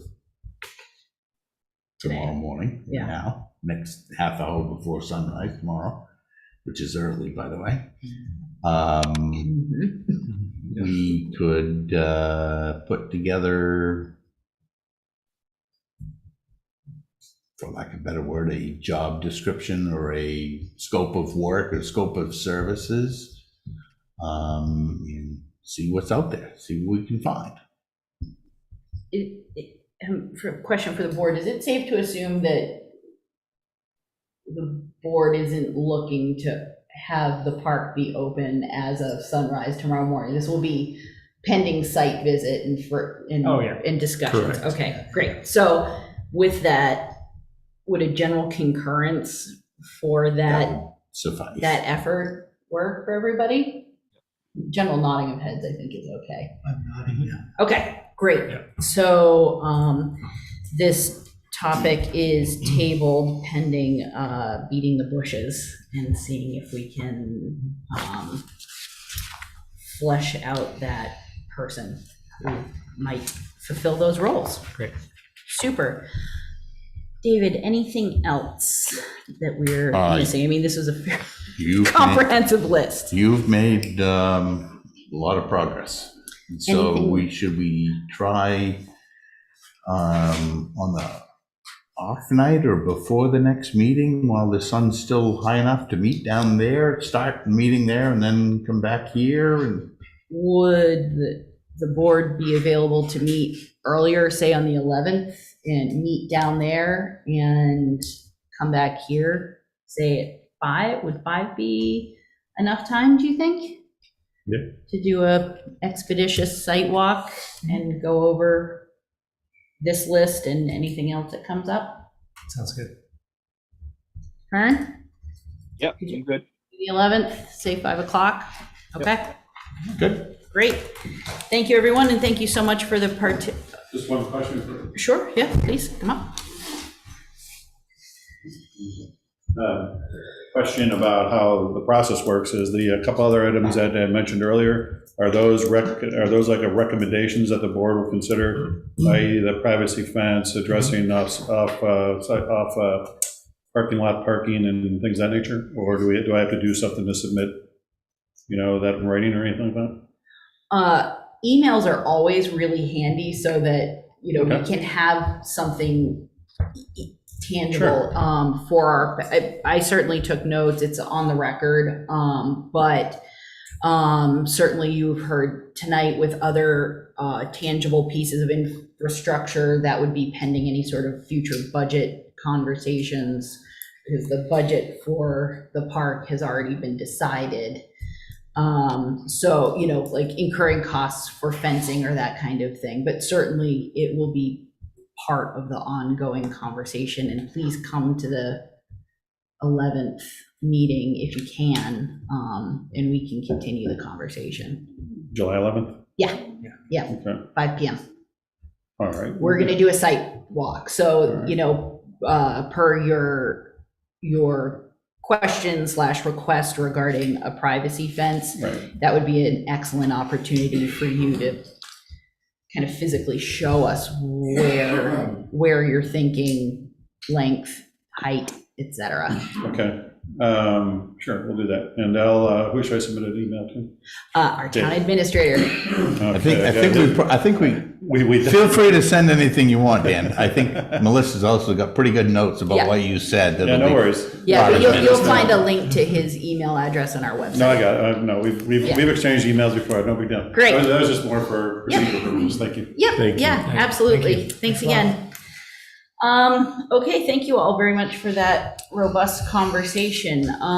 Moving along, we have a utility pole location permit before us. So Central Maine Power has applied to put a utility pole on Green Acre Road between two existing poles. I won't speak for David, but I'll speak for David so he doesn't have to get up. It was okay with him in terms of the road, and Will Brown looked at it for the Conservation Commission and said no tree issues for the road, so I think it's good to go. Great, I'll entertain a motion. I move the board approve and sign the location permit, CMP work order number 8010002737775 for a new pole to be located adjacent to the Green Acre Road. Second. Moved by Selectman Hand, seconded by Selectman Garrettson. Is there discussion? Seeing no discussion, Selectman Late, what's your vote? Yes. Selectman Garrettson. Yes. Selectman Ray. Yes. Selectman Hand. Yes. Selectman Dunn votes yes. Thank you all very much. And Selectman Ray, you have an agenda item before Yes, the I board. do, yes, and yeah, this was an agenda item that I had brought to, I put forward a couple of months ago as kind of a standalone item, not expecting any action, decision, the conversation to be begun about it. However, now after town meeting and the attendance of town meeting, I kind of see it as a beginning chapter in a larger discussion about how to improve public participation in municipal government in our town. And so I don't want to belabor this, and it's a long meeting, and I have not seen this great priority discussion that we're going to have, so it may end up very low on the priorities. I don't know. However, I would like to mention that one of the things that I think is necessary, or could be helpful for public participation, is for the citizenry to know what's going on, and to make it easier for them to know what's going on by actually seeing cable channel 22 or live stream YouTube, the committee meetings as much as possible. Some of them are done, some of them are not live streamed or recorded. I don't know what we would need to do in order to make that happen, if we wanted to make that happen, and how we would want that to be framed. I'm just throwing it out there. What I would suggest, not having seen all the priorities things and not wanting to take up time on this subject, is that given that this is kind of like a chapter, so you guys don't have to hear me come back every 2 weeks with a new chapter, we might want to have a actually workshop on this topic. And if that's the case, I'd be more than happy to have present either like written materials, documentation we can look at before we do that. Thoughts from the board on this? Yeah, Karen. Well, I think, Mike, I agree with you. Public participation is a big part, or should be a big part, of everything that we do. And and it was so great to see a lot of people there tonight, and I'm not there to experience it, although I can see it on the screen, but there's nothing like being there in person. But it seems that there are, on social media, and when we all, I know we've all had conversations with people that are pretty passionate about something, and then they talk to us about what we're working on and what we're doing, and then it's like, well, oh, I didn't realize that. And we just need to somehow get our town more engaged. I was disappointed at town meeting, to say the least, of how few people were there. It's disappointing. Now, it could indicate, well, they're doing a great job, why do we need to? Or it could indicate, they don't care. Everybody's voice needs to be heard. They deserve to be heard, but we need to be heard too. We've been elected to move this town along and represent the taxpayers of this town, but we need to see the people, or at least know that they're tuning in via YouTube or whatever. And I don't know what we got to do to get more participation, but I'm in. If we need to go door to door, I don't want to do that, but geez, we gotta have more people, get involved. I agree. Yeah, Steve. So I would be up for a workshop, but the topic's larger than live streaming the committee meetings. It's about curating public involvement in our process. And it's not just the select board process, it's all the committees.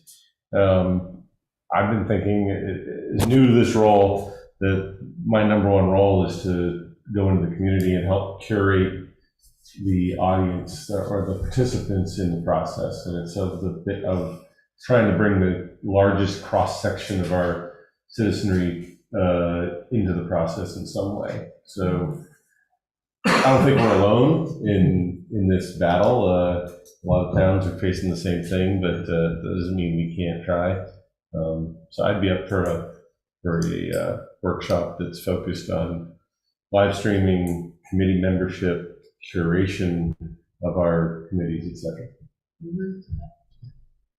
So there's kind of two questions on the table. The first being your agenda item request, which was live streaming. I love the idea, but then of course my mind goes to cost and staffing. And so that would be my request, Mike, is that if you're looking to have the board seriously entertain, that is logistics and cost, because again, we have our one-armed paper hanger, town administrator, and Josh kind of bearing the minimal burden, and yet it is not really a minimal burden of making it happen thus far. And so I often have found myself going onto YouTube thinking, oh gosh, I'd really love to watch nuts. Yeah. There's no video, or it's not on YouTube, I guess. And so, but it's someone's time, someone's money. Yeah, well, okay, so to that exact point, of course, I don't want to belabor this particular point. We might have a broader discussion, because it's just one piece. Just one piece. But when we do get to that discussion, I can see myself raising my hand and saying I would be willing to volunteer to help instruct and get people on the thing and come in for an hour on a Wednesday or something like that. However, all that being said, I think one of the things we're going to want to talk about is how does this board approach our volunteers? Right. Are we going to be prescriptive and require that they do this? And are we going to, how do we properly approach them? Expectations of our volunteers. And I'm on a committee, where I'm pretty sure I'm the only one who would like a camera in my face during our meeting. You know, so not every committee is going to want to do this. You know, so how do we approach them with a carrot, with a stick, or with a plea, or whatever? I don't know. Anyway, so but yeah, no, I'm totally aware of the cost, and I'd be one because I looked at the numbers. I'd be willing to volunteer for those committees that are willing to do it. That's right. Yeah. So I'm hearing general consensus that we think that this is a great idea, and expanding the conversation to your point and the other points that have been made here tonight. So future agendas / future workshops. I'm down for it. Yeah, sounds great. Thanks for bringing that. Sure. Anything else on this, Mike, or No. for now? Okay. Yeah, no. Okay, Good. great. Thank you. Thank you. And it is the annual adoption, renewal, amending, or rescinding of a slate of board policies. So we might as well work down through the list. I see Josh has gone off to the bathroom, I guess. But first, we have the rules of procedure. Would someone care to make a motion?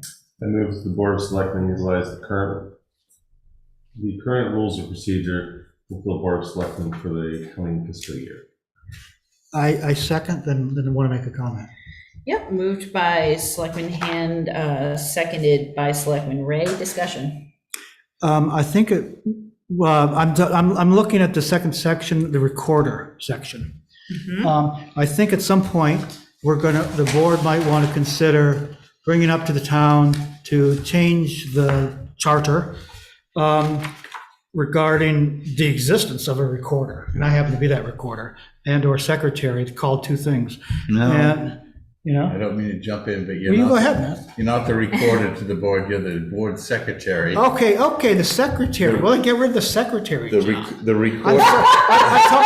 You are the recorder. I'm so sorry. I just took all. Melissa's like, No. I mean, no. It's at a certain point. Okay, so we get rid of the secretary.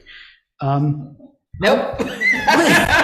Nice try. Why not? Okay. I mean, why have this? I just don't see it. It's just, you know. I think part of the reason actually to have a secretary or a third officer, for lack of a better word, is if for some reason the first two are incapacitated or unavailable, then somebody gets to run the meetings and to call the meetings and whatever else. It's chain of command. Yeah. You're Nancy Pelosi. And then there'd be, and you wouldn't need a, Alexander Haig, I think that's. and you wouldn't need a fourth because by the time you got that, you wouldn't have 3 members for a quorum. Yeah. You need at least 3. Okay, so. Sorry. Okay, I'm sorry. Okay, so I guess it's a necessary position. It just seemed kind of a vestige of. Does. Yeah, a scribe or something. Yeah, okay, never mind. Sorry. Josh, we're in discussion for a motion in a second regarding adoption of the Lincolnville Board of Selectmen Rules of Procedure. Okay. Any further discussion? Seeing none, Selectman Late, what is your vote? Yes. Selectman Garrettson? Yes. Selectman Ray? Yes. Selectman Hand? Yes. Selectman Dunn, my vote is yes. We have the policy on treasurer's disbursement warrants for employee wages and benefits before us. Can I have a motion? I move that the Board of Selectmen approve the policy on treasurer's disbursement warrants for employee wages and benefits dated June 27th, 2022. Second. Moved by Selectman Garrettson, seconded by Selectman Hand. Is there discussion? Seeing none. Selectman Late, what is your vote? Yes.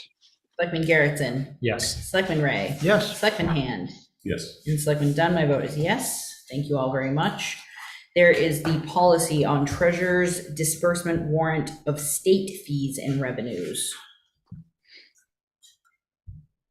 I'll entertain a motion. I move that the board approve the policy on treasurer's disbursement warrants for municipal education costs dated June 27, 2022. Oh, I'm Jumped ahead. shipping up there ahead. I'm so sorry. Not yet. Yeah, okay. So I will do that one if you'd like. I move that the board approve the policy on treasurer's disbursement warrants for sending revenue collected on behalf of the state to the appropriate state agency dated June 27, 2022. Second. Moved by Selectman Ray, seconded by Selectman Garrettson. Any discussion? Seeing no discussion. Selectman Late, what is your vote? Yes. Selectman Garrettson? Yes. Selectman Ray? Yes. Selectman Hand? Yes. Selectman Dunn, my vote is yes. And we have the treasurer policy on treasurer's disbursement warrant for municipal education costs. I'll entertain a motion. I'm not touching At the it. risk of repeating You yourself. gotta repeat yourself. Come on, that's all yours. Okay. So I do move that the board approve the policy on treasurer's disbursement warrants for municipal education costs dated June 27, 2022. Second. Moved well by Selectman Ray and seconded by Selectman Garrettson. Is there further discussion? Seeing none. Selectman Late, what is your vote? Yes. Selectman Garrettson? Yes. Selectman Ray? Yes. Selectman Hand? Yes. And Selectman Dunn, my vote is yes. Thank you all very much. And, One more. yeah. Is there one more? Not on that agenda. Nope, not on that one. Oh. Yep, yep, Sorry. yep, just the 4 on agenda item 14. Yeah, so moving along to agenda item number 15. David, do you wish to speak on this at all? Only if you need me to. Okay, well, the town charter requires that the Board of Selectmen appoint all officials not elected within 30 days to the practical extent of the town meeting. You have the list in your packet. Can I have a motion? I move that the board appoint the individuals listed to the positions shown on the sheet entitled Town Official Appointment Papers and dated June 12, 2022. Second. Should be June 22nd. That's my typo if that was. I would like to amend my motion to say June 22nd, 2022. I will second that. Okay, moved and amended by Selectman Garrettson and seconded by Selectman Late. Is there discussion? Seeing no discussion, Selectman Late, what's your vote? Yes.